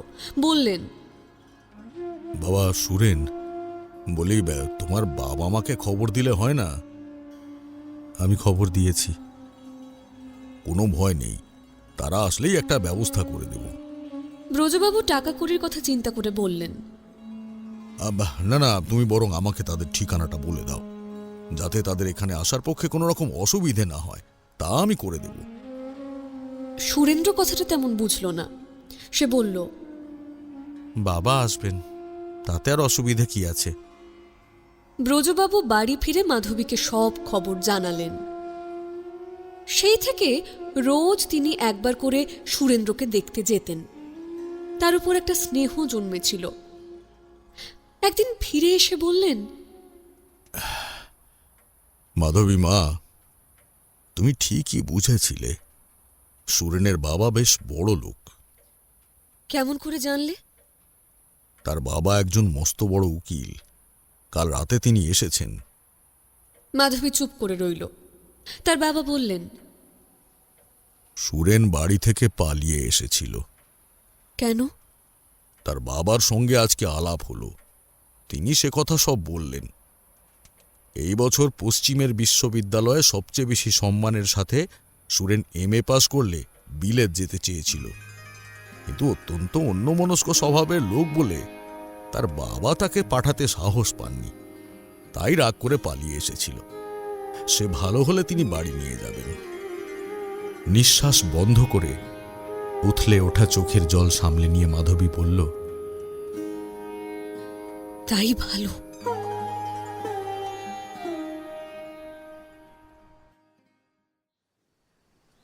ছয় মাস হল সুরেন্দ্রনাথ চলে গেছে। এর মধ্যে মাধবী একবার মাত্র মনোরমাকে চিঠি লিখেছিল, আর লেখেনি। পুজোর সময় মনোরমা বাপের বাড়িতে এসে মাধবীকে ধরে বসল। তোর বাঁদর দেখা। মাধবী হেসে বলল, বাঁদর কোথায় পা বলো? মনোরমা তার চিবুকে হাত দিয়ে সুর করে নিচু গলায় গাইল, আমি এলাম ছুটে দেখবো বলে, কেমন শোভা পড়ার বাঁদর তোমার ওই রাঙা চরণ তলে।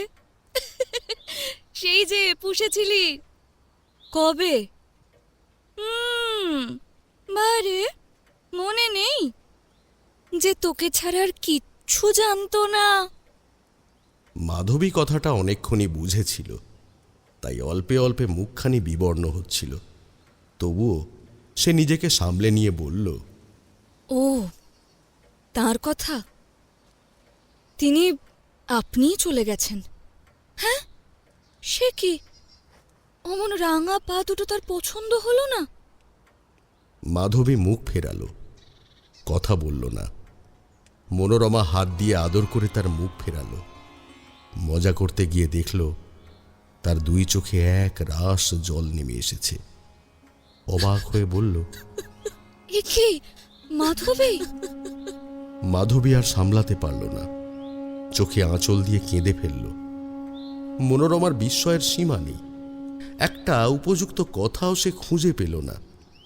কিছুক্ষণ কাঁদতে দিল, তারপর জোর করে মুখ থেকে আঁচল সরিয়ে নিয়ে অত্যন্ত দুঃখিতভাবে বলল, একটা সামান্য ঠাট্টা সইতে পারলি না বোন?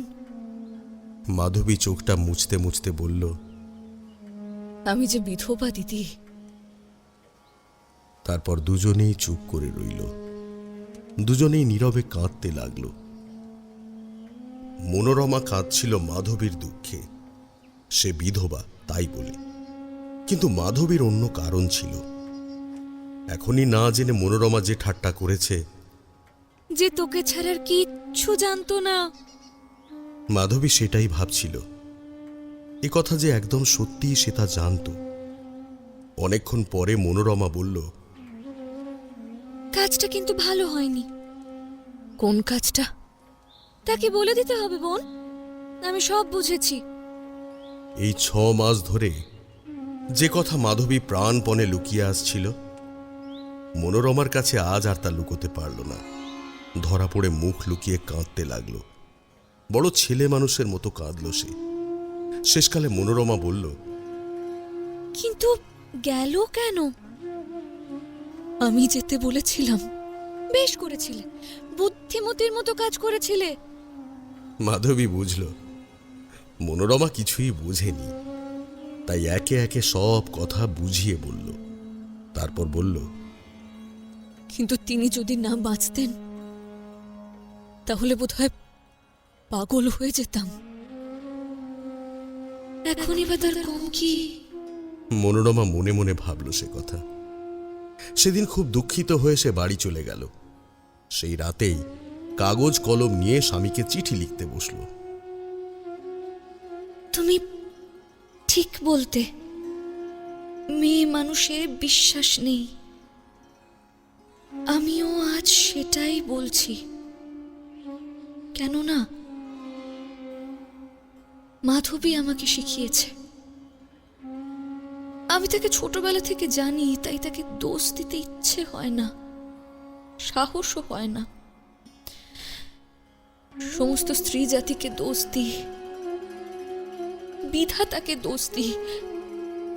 তিনি কি জন্য এত কোমল, এই জলের মতো তরল পদার্থ দিয়ে নারীর হৃদয় গড়েছিলেন? এত ভালোবাসা ঢেলে দিয়ে এই হৃদয়ে কে গড়তে সেধেছিল? তার চরণে প্রার্থনা, যেন এই হৃদয়গুলো একটু শক্ত করে নির্মাণ করা হয়। আর তোমার চরণে প্রার্থনা, যেন ওই পায়ে মাথা রেখে ওই মুখের পানে চেয়ে আমি মরতে পারি। মাধবীকে দেখে খুব ভয় হয়। সে আমার আজন্মের ধারণা ওলট পালট করে দিয়েছে। আমাকেও বেশি বিশ্বাস করো না, শিগগির এসে নিয়ে যেও। তার স্বামী উত্তরে লিখলেন, যার রূপ আছে সে দেখাবেই, যার গুণ আছে সে প্রকাশ করবেই। যার হৃদয়ে ভালোবাসা আছে, যে ভালোবাসতে জানে, সে তো ভালোবাসবে। মাধবীলতা রসালো গাছ অবলম্বন করে, এটা জগতের রীতি। এতে তুমি বা আমি কি করতে পারি? দেখো, তোমাকে আমি খুব বিশ্বাস করি, সেজন্য চিন্তিত হয়েও না। মনোরমা স্বামীর চিঠি মাথায় রাখল। মনে মনে তার চরণের উদ্দেশ্যে প্রণাম করে লিখল, মাধবী পোড়ামুখী, বিধবাকে যা করতে নি সে তাই করেছে। মনে মনে আরেকজনকে ভালোবেসেছে। চিঠি পেয়ে মনোরমার স্বামী মনে মনে হাসলেন। তারপর কৌতুক করে লিখলেন, মাধবী পোড়ামুখী তাতে আর সন্দেহ নেই, কেননা বিধবা হয়ে মনে মনে আরেকজনকে ভালোবেসেছে। তোমাদের তো রাগ হবারই কথা। বিধবা হয়ে কেন সে তোমাদের সধবার অধিকারে হাত দিতে গেছে? আমি যতদিন বেঁচে থাকবো তোমার কোনো চিন্তা নেই অবশ্য। এমন সুবিধা কিছুতেই ছেড়ো না। এই অবসরটুকুর মধ্যে পরম আরামে আরেকজনকে মনে মনে ভালোবেসে নিও। কিন্তু কিন্তু কি জানো মনোরমা, তুমি আমাকে আশ্চর্য করতে পারো না। আমি একবার একটা লতা দেখেছিলাম, সেটা আধ ক্রোশ ধরে মাটির উপর দিয়ে লতিয়ে লতিয়ে অবশেষে একটা গাছে জড়িয়ে উঠেছিল। এখন তাতে কত পাতা, কত ফুলের মঞ্জুরি। তুমি যখন এখানে আসবে তখন দুজনে সেটাকে দেখে আসবে, কেমন? মনোরমা রাগ করে তার উত্তর দিল না, কিন্তু মাধবীর চোখের কোণে কালি পড়েছে, প্রফুল্ল মুখ একটু গম্ভীর হয়েছে, কাজকর্মের তেমন বাঁধুনি নেই, একটু ঢিলা রকমের হয়েছে। সকলকে যত্ন আত্মীয়তা করার ইচ্ছা তেমনই আছে, বরং বেড়েছে। কিন্তু সব কাজগুলো আর তেমন মনে থাকে না, মাঝে মাঝে ভুল হয়ে যায়। এখনো সবাই বলে বড় দিদি, এখনো সবাই সেই কল্পতরুটির পানে চেয়ে থাকে, হাত পাতে, কাঙ্ক্ষিত ফলও পায়। কিন্তু গাছ আর তেমন সরস সতেজ নেই। পুরনো লোকগুলোর মাঝে মাঝে আশঙ্কা হয় পাছে শুকিয়ে যায়। মনোরমা রোজ আসে, অন্যান্য কথা হয়, শুধু এই কথা আর হয় না। মাধবী দুঃখিত হয়, মনোরমা সেটা বুঝতে পারে। আর এইসব কথার আলোচনা যত না হয় ততই ভালো। হতভাগী যদি ভুলতে পারে, মনোরমা এই কথাও ভাবে। সুরেন্দ্রনাথ সুস্থ হয়ে বাবার সঙ্গে বাড়ি চলে গেছে। সৎমাতার যত্নটা একটু কম করতে শুরু করলেন, তাই সুরেন্দ্র শরীরে একটু আরাম পেয়েছে, কিন্তু শরীর বেশ সারতে পারেনি। অন্তরে একটু ব্যথা আছে। রূপ যৌবনের আকাঙ্ক্ষা পিপাসা এখনো তার মনে উদয় হয়নি। এইসব সে জানত না। আগের মতো এখনো সে অন্যমনস্ক, আত্মনির্ভর শূন্য। কিন্তু কার উপর নির্ভর করতে হবে এটাই সে খুঁজে পায় না। খুঁজে পায় না বলেই যে নিজের কাজ নিজে দেখতে পারে তাও তো নয়। আজও পরের পানে তাকে চেয়ে থাকতে হয়, কিন্তু আগের মতো তেমন আর মনে ধরে না। সব কাজেই যেন একটু ত্রুটি দেখতে পায়, একটু খুঁত খুঁত করে। তার সৎমা দেখে শুনে বললেন, সুরো আজকাল বদলে গেছে। মাঝে একদিন তার জ্বর হয়েছিল, খুব কষ্ট হয়েছিল, চোখ দিয়ে জল গড়িয়ে পড়ল। সৎমা কাছেই বসেছিলেন, তিনিও একটা নতুন জিনিস দেখলেন। মুহূর্তের মধ্যে তারও চোখ ফেটে জল বের হলো। আদর করে তার চোখ মুছিয়ে বললেন, সুরো, কেন বাবা? সুরেন্দ্র চুপ করে রইল। তারপর একটা পোস্ট কার্ড চেয়ে নিয়ে আঁকা বাঁকা অক্ষরে লিখে দিল, বড় দিদি, বড় দিদি, আমার জ্বর হয়েছে, খুব কষ্ট হচ্ছে, খুব। চিঠিটা ডাকঘরে পৌঁছলো না। প্রথমে বিছানা থেকে মেঝের ওপর পড়ল, তারপর যে ঘর ঝাড় দিতে এলো সে আবর্জনার খোসা, বিস্কুটের টুকরো, আলুর খোসা এবং সেই চিঠিটা সব একসঙ্গে ঝেঁটিয়ে বাইরে ফেলে দিল। সুরেন্দ্রনাথের প্রাণের আকাঙ্ক্ষা ধুলো মেখে, হাওয়ায় উড়ে, শিশিরে ভিজে, রোদ খেয়ে অবশেষে একটা বাবলা গাছের তলায় পড়ে রইল। প্রথমে সে একটা মূর্তিমতী উত্তরের আশায় চেয়ে রইল, তারপর একটা হাতের লেখার আশায়। কিন্তু অনেক দিন কেটে গেল, কিছুই এলো না।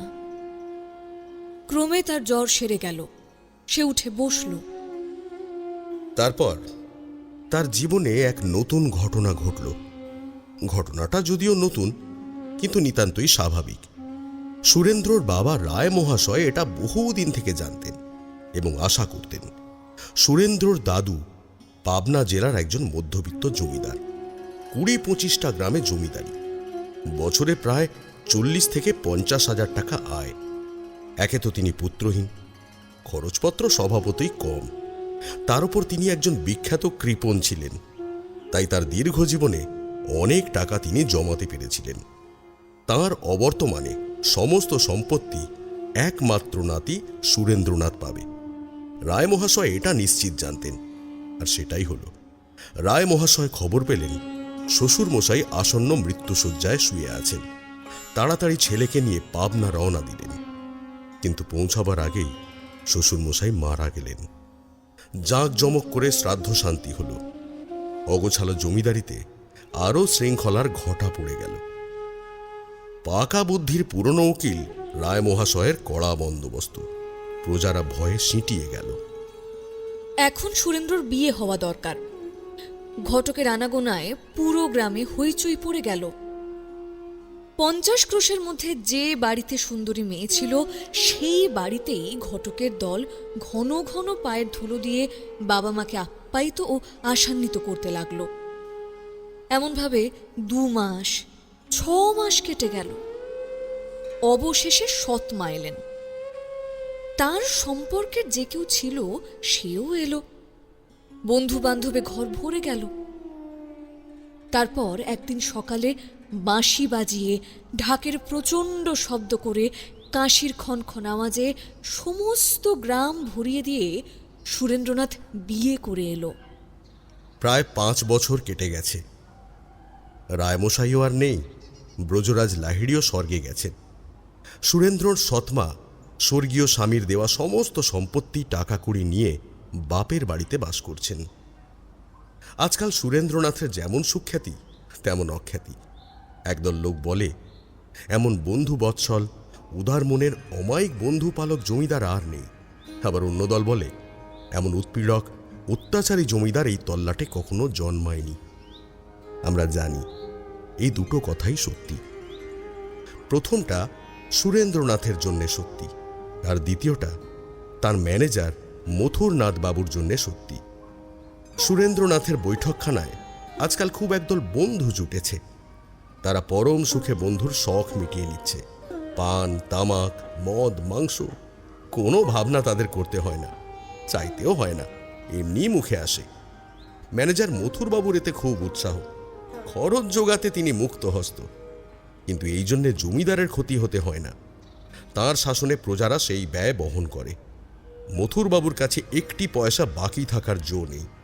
ঘর জ্বালাতে, ভিটে ছাড়া করতে, কাচারি ঘরের ছোট কুঠুরিতে আটকে রাখতে তার সাহস এবং উৎসাহের কোনো সীমা নেই। প্রজার আকুল কান্না মাঝে মাঝে শান্তি দেবীর কানে প্রবেশ করে।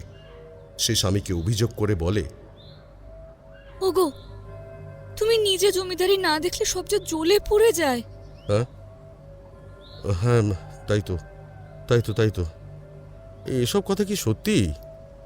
সত্যি নয়, নিন্দায় যে দেশ ভরে গেল, তোমারই কানে কেবল এসব পৌঁছায় না।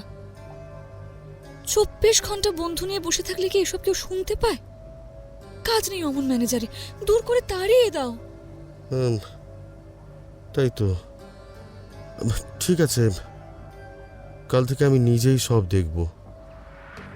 তারপর কিছুদিন জমিদারি দেখার তাড়া পড়ে যায়। মথুরনাথ ব্যস্ত হয়ে ওঠেন। গম্ভীরভাবে তখন বলেন, সুরেনবাবু, এমন করলে কি জমিদারি রাখতে পারবে? দুঃখীর রক্ত শুষে এমন জমিদারিতে কাজ কি মথুরবাবু? তবে আমায় বিদায় দাও, আমি চলে যাই। সুরেন্দ্রনাথ অমনি নরম হয়ে যায়। তারপর যা ছিল তাই হয়। সুরেন্দ্রনাথ বৈঠকখানা থেকে আর বের হয় না। সম্প্রতি আবার একটা নতুন উপসর্গ জুটেছে। বাগান বাড়ি তৈরি হয়েছে এবং তাতে নাকি এলোকেশী বলে কি একটা মানুষ কলকাতা থেকে এসেছে। নাচতে গাইতে খুব মজবুত, দেখতে শুনতেও মন্দ নয়।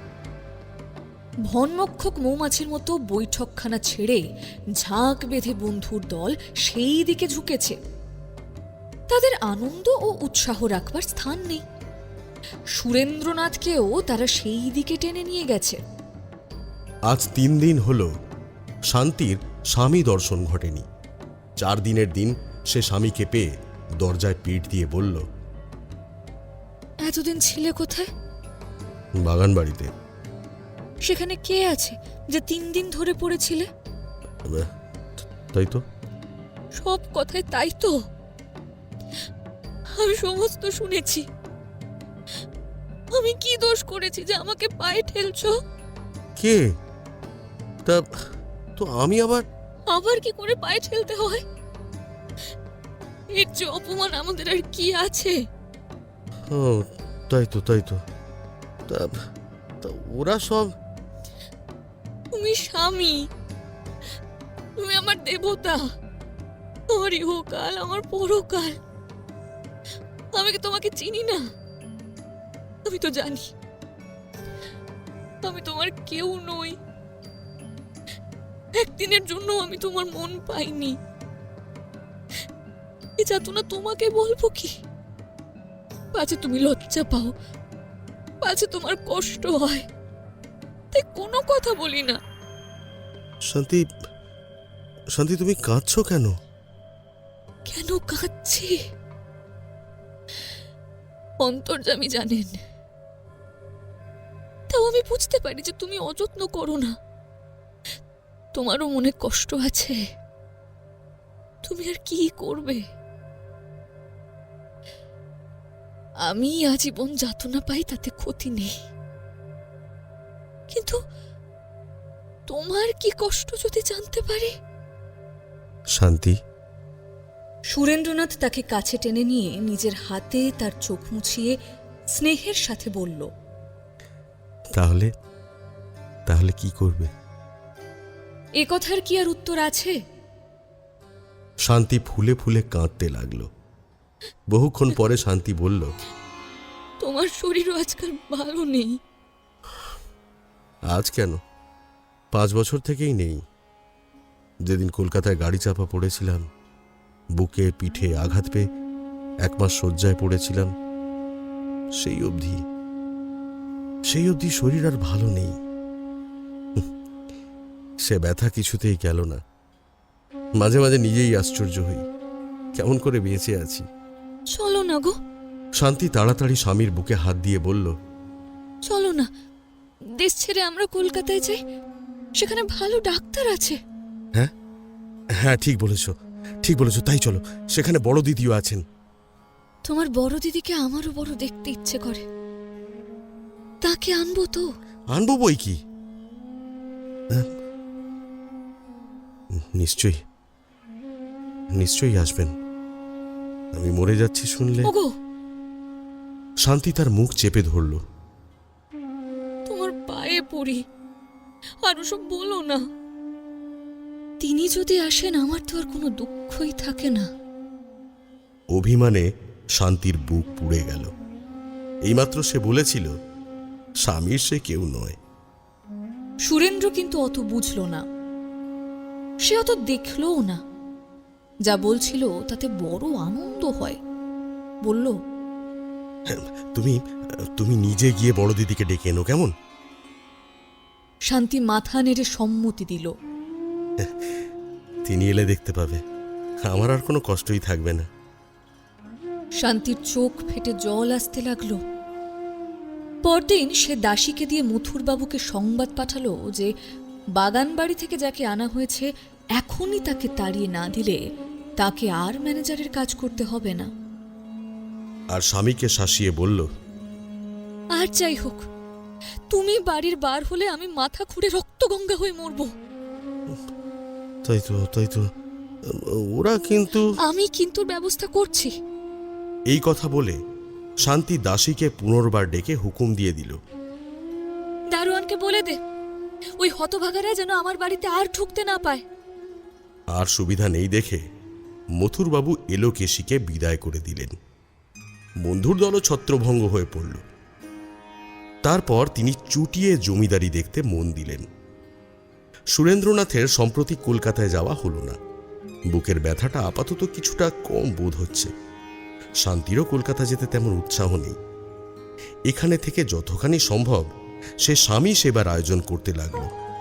কলকাতা থেকে একজন বিজ্ঞ ডাক্তার আনিয়ে দেখালো। বিজ্ঞ চিকিৎসক সমস্ত দেখে শুনে একটা ওষুধের ব্যবস্থা করলেন এবং বিশেষ করে সতর্ক করে দিলেন যে বক্ষের অবস্থা যেমন আছে তাতে শারীরিক ও মানসিক কোনো রূপ পরিশ্রমই সঙ্গত নয়। অবসর বুঝে ম্যানেজারবাবু যেরূপ কাজ দেখাচ্ছিলেন তাতে গ্রামে গ্রামে হাহাকার উঠল। শান্তি মাঝে মাঝে শুনতে পেত, কিন্তু স্বামীকে জানাতে সাহস করত না।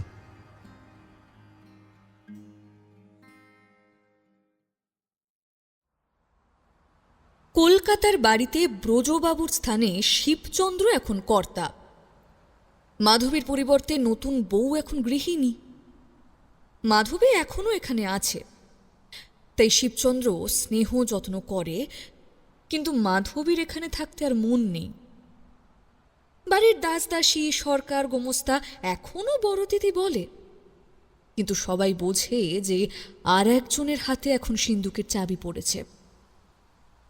তাই বলে শিবচন্দ্রের স্ত্রী যে মাধবীকে অবজ্ঞা বা অমর্যাদা করে তা নয়, কিন্তু সে এমন ভাবতে দেখিয়ে যায় যাতে মাধবী বেশ বুঝতে পারে যে এই নতুন স্ত্রীলোকটির অনুমতি ও পরামর্শ ছাড়া সব কাজ করা এখন আর তাকে মানায় না।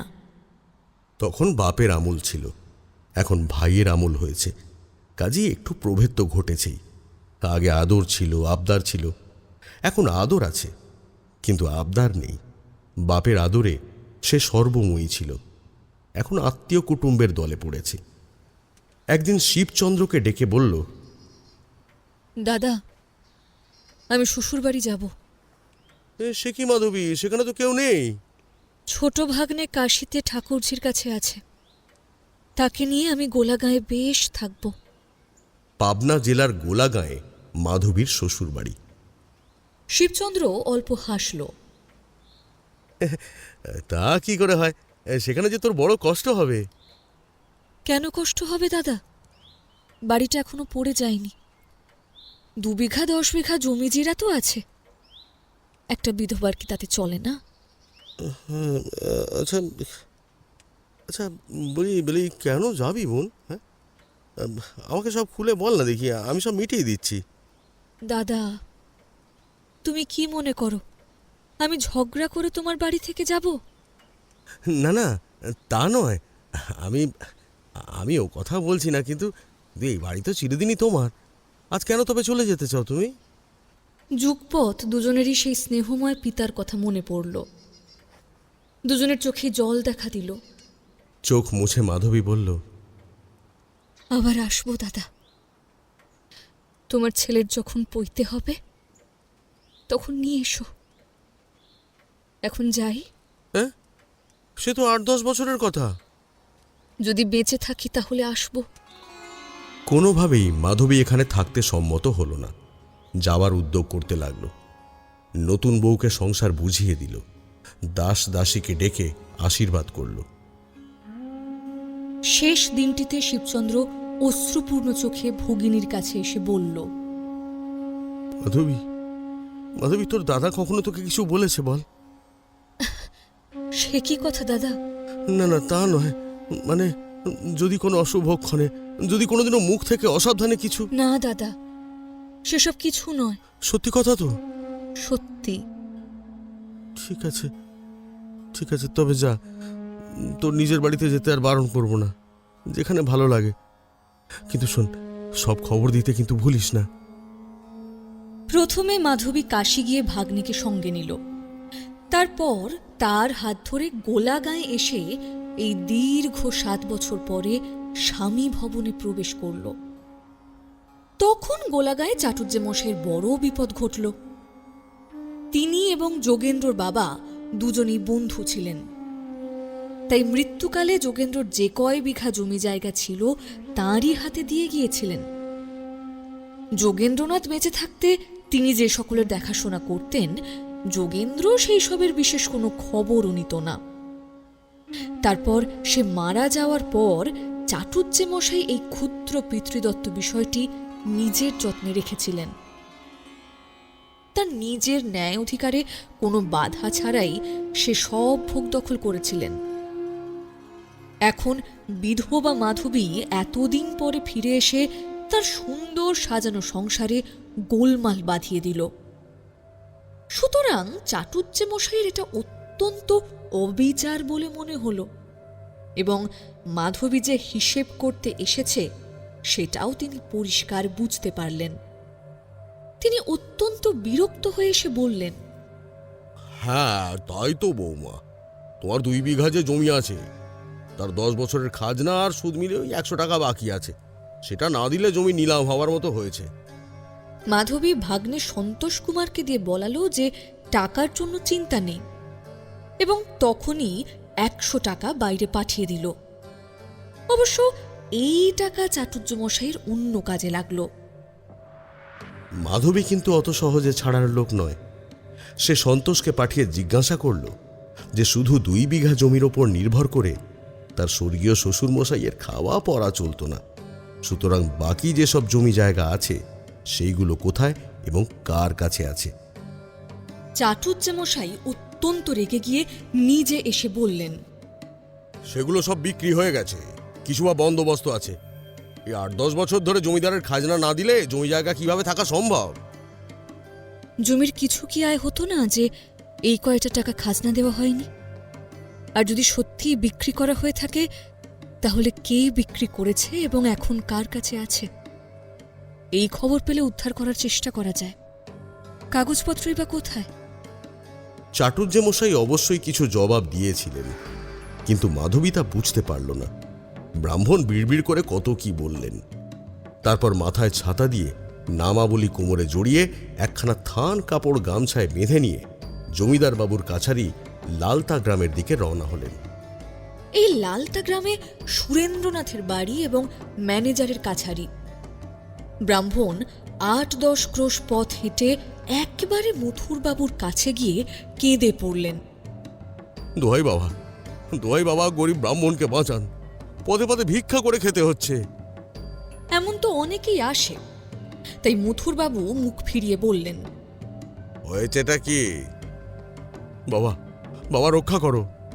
আরে কি হয়েছে তোমার? বিপ্র চাটুর্যে তখন মাধবীর দেওয়া সেই 100 টাকা দক্ষিণা হাতে গুঁজে দিয়ে বললেন, বাবা, আপনি ধর্মাবতার, আপনি না রক্ষা করলে আমার সব যায়। আচ্ছা আচ্ছা, খুলে বলো। ওই গোলা গাঁয়ের রামতনু সান্যালের বিধবা পুত্রবধূ, সে কোথা থেকে এতদিন পরে ফিরে এসে আমার সমস্ত দখল করতে চায়? সে তোমার সমস্ত দখল করতে চায় না তুমি তার সব দখল করতে চাও, কোনটা?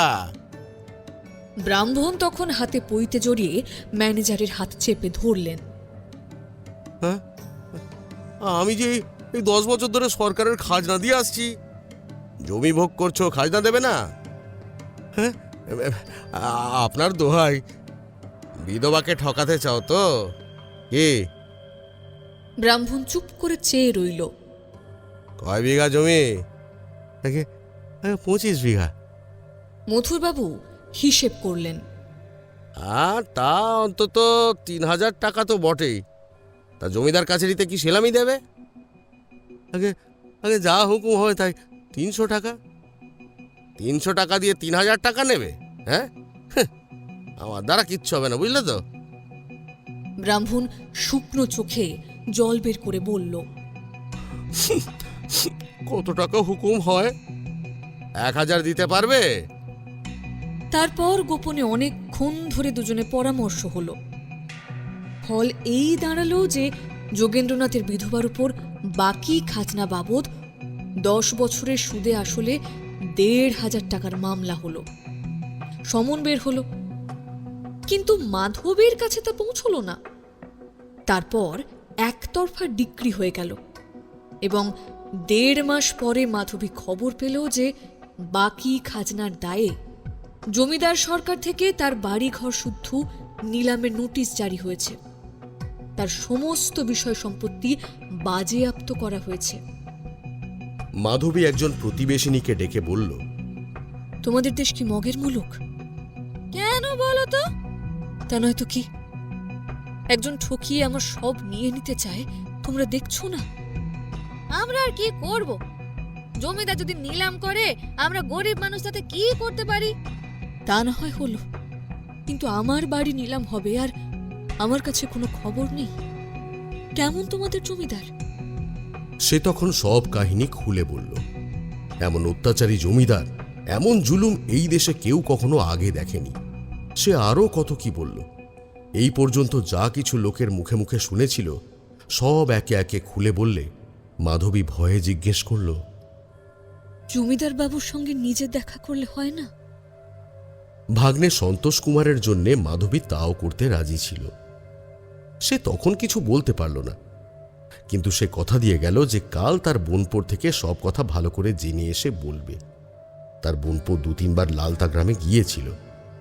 জমিদার সরকারের অনেক কথা সে জানত। এমনকি সেই দিন সে বাগান বাড়িতে এলোকেশির খবর পর্যন্ত শুনে এসেছিল। তারপর মাসিমা যখন জমিদার বাবুর সঙ্গে রামতনু বাবুর বিধবা পুত্রবধূর দেখা করার বিষয়ে প্রশ্ন করলেন, তখন সে মুখখানা যতটা সম্ভব গম্ভীর করে বলল,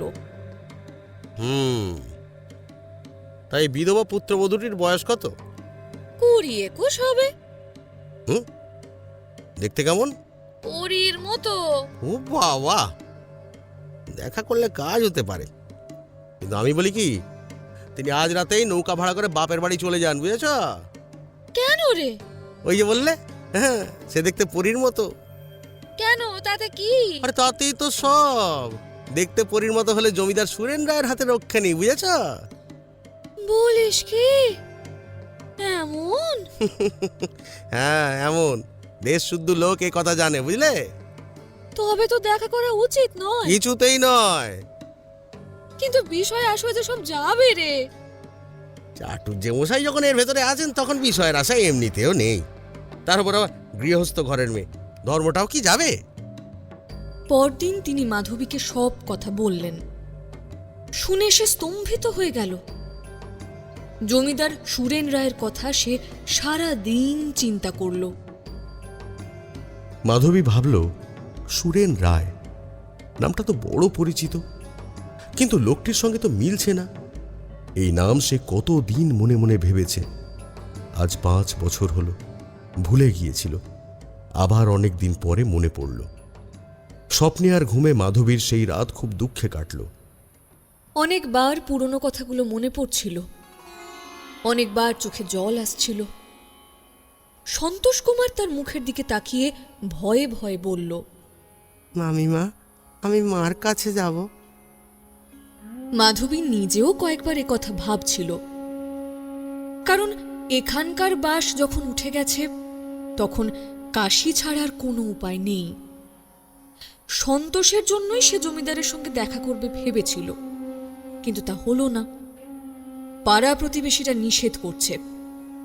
তাছাড়া এখন যেখানেই সে যাক, একটা নতুন ভাবনা, একটা নতুন উপসর্গ দেখা দিয়েছে। সেটা এই রূপ যৌবনের কথা। মাধবী মনে করল, পোড়া কপাল, এই উৎপাতগুলো কি এখনো দেহে লেগে আছে? আজ 7 বছর হলো এগুলো তার মনে পড়েনি। মনে করিয়ে দেওয়ার মতো কেউ ছিলও না। স্বামী মারা যাওয়ার পর যখন বাপের বাড়ি ফিরে গেল, তখন সবাই ডাকলো বড় দিদি, সবাই ডাকলো মা। এই সম্মানের ডাকগুলো তার মনকে আরো শান্ত করে দিয়েছিল।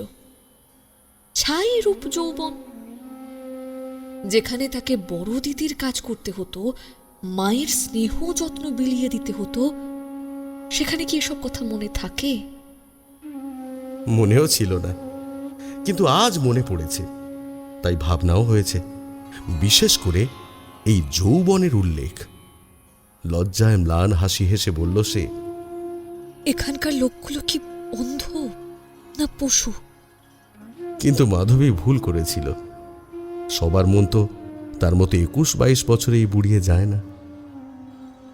এর 3 দিন পরে যখন জমিদারের পেয়াদা তার দরজায় আসন পেতে বসল এবং হাঁক ডাক করে গ্রামবাসীদের জানাতে লাগল যে সুরেন রায় আর একটা নতুন কীর্তি করেছে, তখন মাধবী সন্তোষের হাত ধরে দাসীকে আগে পাঠিয়ে নৌকায় উঠে বসল। বাড়ির কাছেই নদী। মাঝিকে ডেকে বলে দিল সোমরাপুরে যেতে হবে, একবার প্রমীলাকে দেখে যেতে হবে। গোলাগাঁ থেকে 15 ক্রোশ দূরে সোমরাপুরে প্রমীলার বিয়ে হয়েছিল। আজ 1 বছর ধরে সে শ্বশুর ঘর করছে। সে হয়তো আবার কলকাতায় যাবে, কিন্তু মাধবী তখন কোথায় থাকবে? তাই একবার দেখা করা। সকালবেলা সূর্যোদয়ের সঙ্গে মাঝিরা নৌকা খুলে দিল। স্রোতের মুখে নৌকা ভেসে চলল। বাতাস অনুকূলে ছিল না, তাই ধীর গতিতে ছোট নৌকা বাঁশঝাড়ের ভেতর দিয়ে শিয়াকুল ও বেত ছোপের কাঁটা বাঁচিয়ে সরবন ঠেলে ধীরে ধীরে চলল। সন্তোষ কুমারের আনন্দ আর ধরে না। সে ছইয়ের ভেতর থেকে হাত বাড়িয়ে গাছের পাতা ও ডগা ছেঁড়ার জন্য ব্যস্ত হয়ে উঠল। মাঝিরা বলল, বাতাস না থামলে কাল দুপুর পর্যন্ত নৌকা সোমরাপুরে পৌঁছাবে না।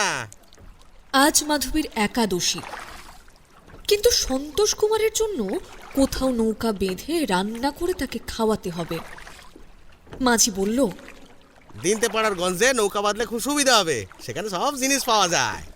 তবে তাই করো বাপু, যেন 10টা 11টার মধ্যে ছেলেটা খেতে পায়।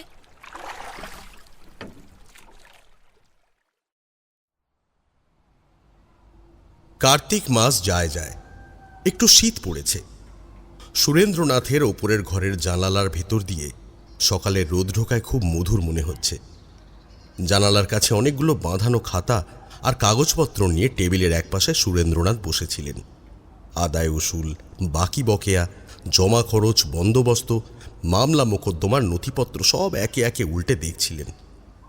এই সব দেখাশোনা একরকম দরকারিও হয়ে পড়েছিল, এবং না হলে সময়ও কাটত না। শান্তির সাথে এই জন্য অনেকখানি ঝগড়া করতে হয়েছিল। অনেক কষ্টে তবে তাকে সে বোঝাতে পেরেছিল যে অক্ষরের দিকে তাকালেই মানুষের বুকের ব্যথা বেড়ে যায় না, কিংবা তৎক্ষণাৎ ধরাধরি করে তাকে বাইরে নিয়ে যাওয়ারও প্রয়োজন হয় না। অগত্যা শান্তি মেনে নিয়েছে এবং দরকার মতো সাহায্যও করছে। আজকাল স্বামীর ওপর তার পুরো অধিকার। তার একটি কথাও অমান্য হয় না, কোনো দিনই হয়নি। শুধু 5 জন অভাগা বন্ধু মিলে কয়েকদিন শান্তিকে খুব কষ্ট দিয়েছিল। স্ত্রীর আদেশে সুরেন্দ্রর সদর বাড়িতে যাওয়া পর্যন্ত নিষিদ্ধ হয়েছে। ডাক্তার মশাইয়ের পরামর্শ এবং উপদেশ শান্তি প্রাণপণে কাজে লাগানোর আয়োজন করেছে। এইমাত্র সে কাছে বসে লাল ফিতা দিয়ে কাগজের বান্ডিল বাঁধছিল। সুরেন্দ্রনাথ একখানা কাগজ থেকে মুখ তুলে হঠাৎ ডাকলেন। শান্তি। শান্তি কোথাও গিয়েছিল। খানিক পরেই ফিরে এসে বলল, ডাকছিলে? হ্যাঁ, বলছি আমি একবার কাছারি ঘরে যাব। না, কি চাই বলো, আমি আনিয়ে দিচ্ছি। না না, কিছু চাই না, একবার মথুরবাবুর সঙ্গে দেখা করব। তাকে পাঠিয়ে দিচ্ছি, তোমাকে যেতে হবে না। কিন্তু এমন সময় তাকে কেন? বলে দেব যে অঘ্রাণ মাস থেকে তাকে আর কাজ করতে হবে না। কেন? তার অপরাধ? অপরাধ যে কি তা এখন ঠিক বলতে পারছি না, কিন্তু খুব বাড়াবাড়ি করেছেন। তারপর আদালতের সার্টিফিকেট ও কয়েকখানা কাগজপত্র দেখিয়ে বললেন, এই দেখো গোলাগাঁয়ে একজন বিধবার ঘর বাড়ি সমস্ত বেনামি নিলামে কিনে নিয়েছে। আমাকে একবার জিজ্ঞাসাও করেনি। আহারে, বিধবা! তবে এ কাজটা ভালো হয়নি। কিন্তু বিক্রি হলো কেন? 10 বছরের খাজনা বাকি ছিল, সুদে আসলে 1,500 টাকার মামলা হয়েছিল। টাকার কথা শুনে শান্তি মথুরনাথের প্রতি একটু নরম হয়ে পড়ল। মৃদু হেসে বলল, তা ম্যানেজার বাবুর দোষ কি? অত টাকা কেমন করে ছেড়ে দেবেন? সুরেন্দ্রনাথ অন্যমনস্ক হয়ে ভাবতে লাগলেন। শান্তি প্রশ্ন করল, কি গো, অত টাকা ছেড়ে দেবে? দেব না তো কি? অসহায় বিধবাকে বাড়ি ছাড়া করব? তুমি কি পরামর্শ দাও বলো? কথাটার ভেতর যতটুকু জ্বালা ছিল সবটুকু শান্তির গায়ে লাগল। অপ্রস্তুত হয়ে দুঃখিতভাবে সে বলল, না না, বাড়ি ছাড়া করতে বলছি না। আর তোমার টাকা তুমি দান করবে, আমি তাতে বাধা দেব কেন? তা নয় শান্তি, দেখো আমার টাকা কি আর তোমার নয়? আচ্ছা কিন্তু বলো তো, আমি যখন থাকবো না তখন ও কি কথা? আচ্ছা আমি যা ভালোবাসি তা করবে তো? শান্তির চোখে জল এলো। কারণ স্বামীর শারীরিক অবস্থা ভালো নয়। ও কথা কেন বলছো? খুব ভালো লাগে তো তাই বলছি।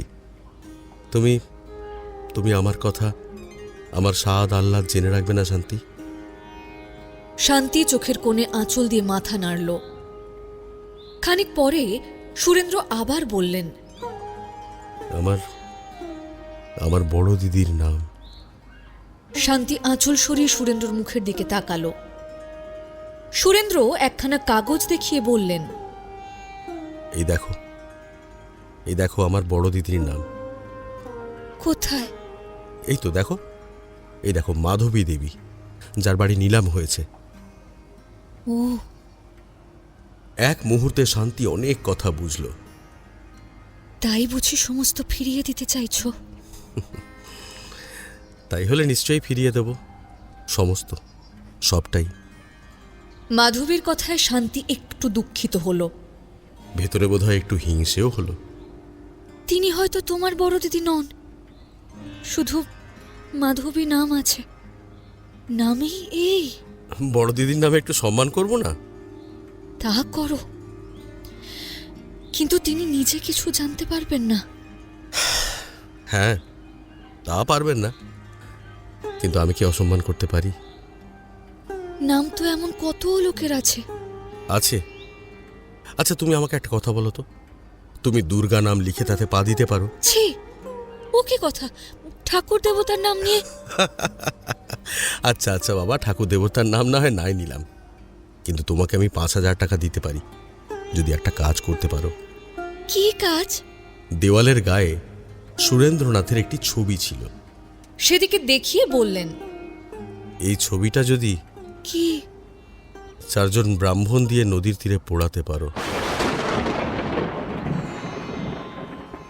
অদূরে বজ্রপাত হলে লোকের যেমন রক্ত নিমেষে শুকিয়ে যায়, মুখখানা সাপে কাটা রোগীর মতো নীল হয়ে যায়, শান্তির ঠিক সেই অবস্থা হলো।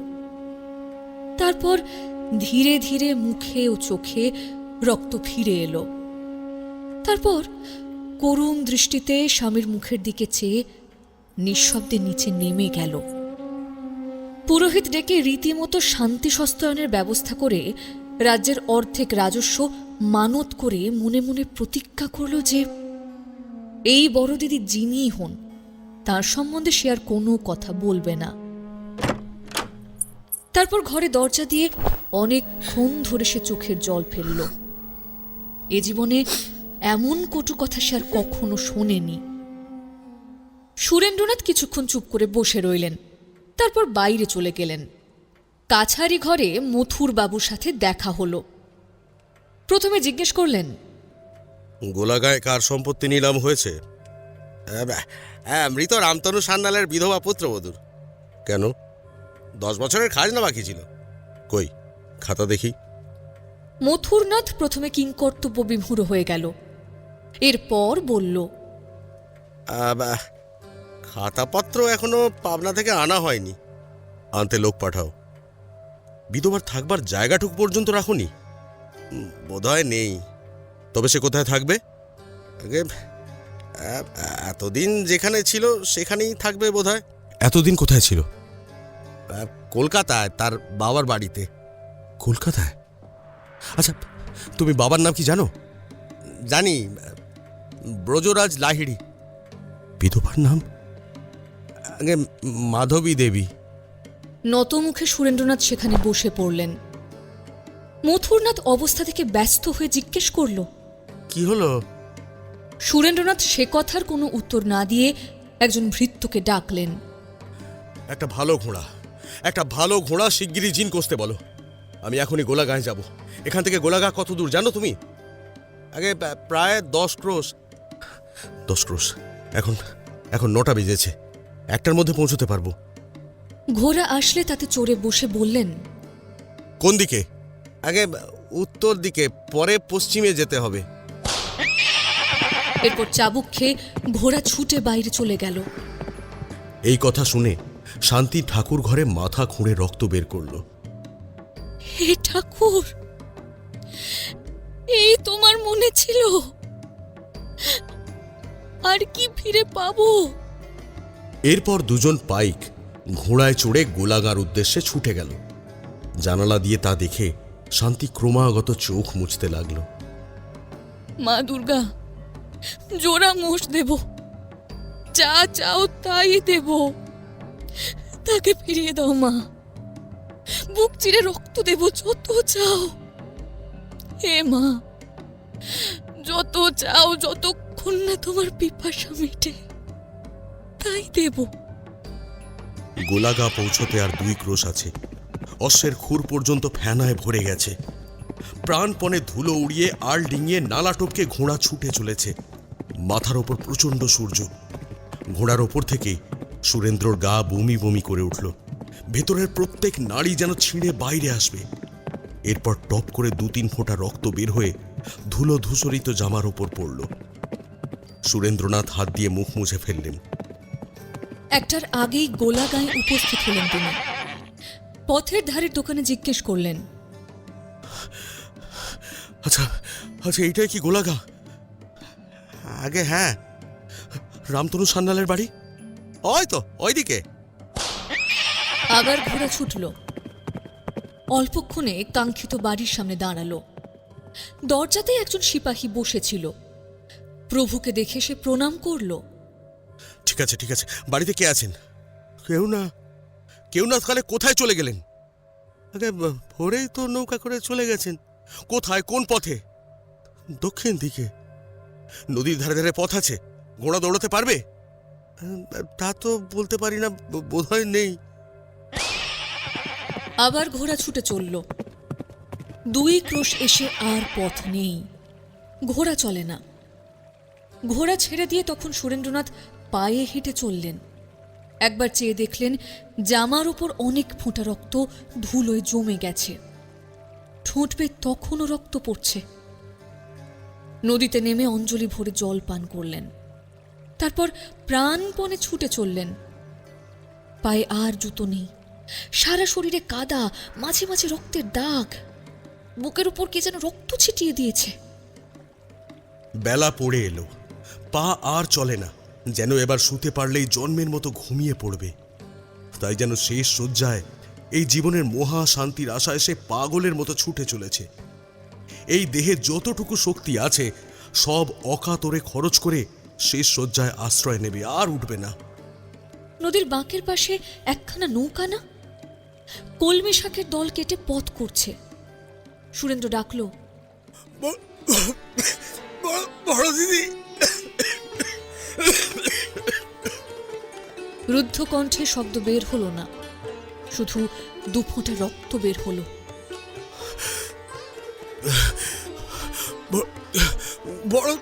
বড় দিদি। আবার 2 ফোঁটা রক্ত। কলমের দল নৌকার গতি থামাচ্ছে। সুরেন্দ্র কাছে এসে পড়ল, আবার ডাকল, বড় দিদি, বড় দিদি। সারাদিনের উপবাস ও মনের কষ্টে মাধবী প্রাণহীনের মতো ঘুমন্ত সন্তোষ কুমারের পাশে চোখ বুজে শুয়েছিল। হঠাৎ কানে শব্দ পৌঁছালো, পুরনো পরিচিত স্বরে। কে ডাকে না? মাধবী উঠে বসল। ভেতর থেকে মুখ বাড়িয়ে দেখল সারা শরীর ধুলো কাদা মাখা। মাস্টার মশাই না? ওরে নয়নতারা মা, মাঝিকে শিগগির নৌকা ভেড়াতে বল। সুরেন্দ্রনাথ তখন ধীরে ধীরে কাদার ওপর শুয়ে পড়ছিলেন। সবাই মিলে সুরেন্দ্রনাথকে ধরাধরি করে নৌকায় তুলে আনল, মুখে চোখে জল দিল। একজন মাঝি চিনত, সে বলল লালতা গাঁয়ের জমিদার। মাধবী কবচ সহ গলার সোনার হার খুলে নিয়ে তার হাতে দিয়ে বলল, লালতাগায় এই রাতেই পৌঁছতে পারো? সবাইকে একটা করে হার দেব।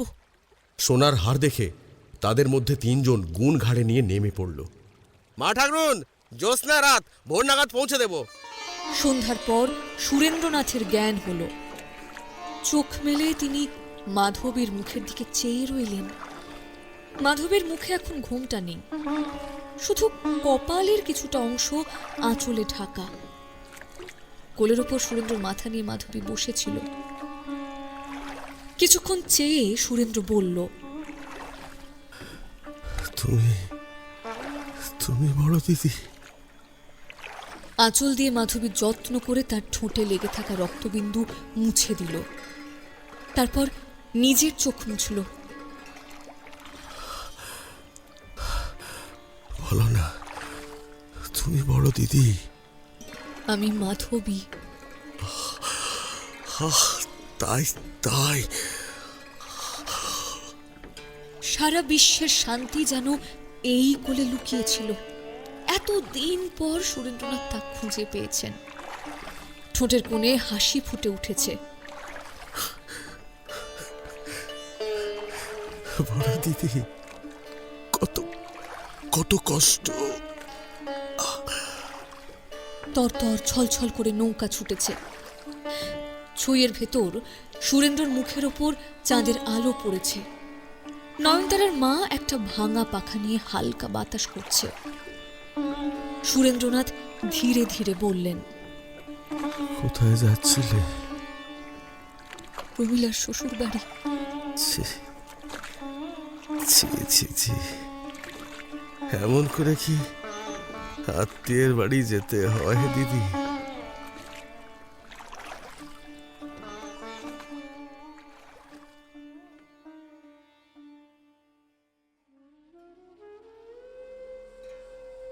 নিজের প্রাসাদে নিজের শোবার ঘরে বড় দিদির কোলে মাথা রেখে সুরেন্দ্রনাথ মৃত্যু শয্যায় শুয়ে আছেন। তার পা দুটো শান্তি কোলে নিয়ে চোখের জলে ধুয়ে দিচ্ছে। পাবনার সব ডাক্তার কবিরাজ মিলেও অনেক চেষ্টা ও পরিশ্রম করেও রক্ত পড়া বন্ধ করতে পারছেন না। 5 বছর আগের সেই আঘাতেই এখন রক্ত বমি হচ্ছে। মাধবীর মনের কথা খুলে বলতে পারবো না। আমি নিজেও ভালো জানি না। বোধহয় তার 5 বছর আগের কথা মনে পড়ছে। বাড়ি থেকে তিনি তাড়িয়ে দিয়েছিলেন, আর ফিরিয়ে আনতে পারেননি। 5 বছর পর সুরেন্দ্রনাথ কিন্তু তাকে ফিরিয়ে এনেছেন। সন্ধ্যার পর প্রদীপের উজ্জ্বল আলোয় সুরেন্দ্রনাথ মাধবীর মুখের দিকে তাকালেন। পায়ের কাছে শান্তি বসে আছে, সে যেন শুনতে না পায়। তাই হাত দিয়ে মাধবীর মুখ নিজের মুখের কাছে টেনে আনলেন। বড় দিদি, সেদিনের কথা মনে পড়ে? সেদিন তুমি আমাকে তাড়িয়ে দিয়েছিলে, তাই না?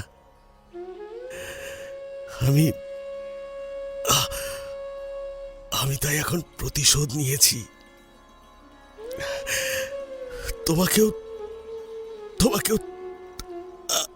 তোমাকেও তাড়িয়ে দিয়েছিলাম। কেমন শোধ হলো তো?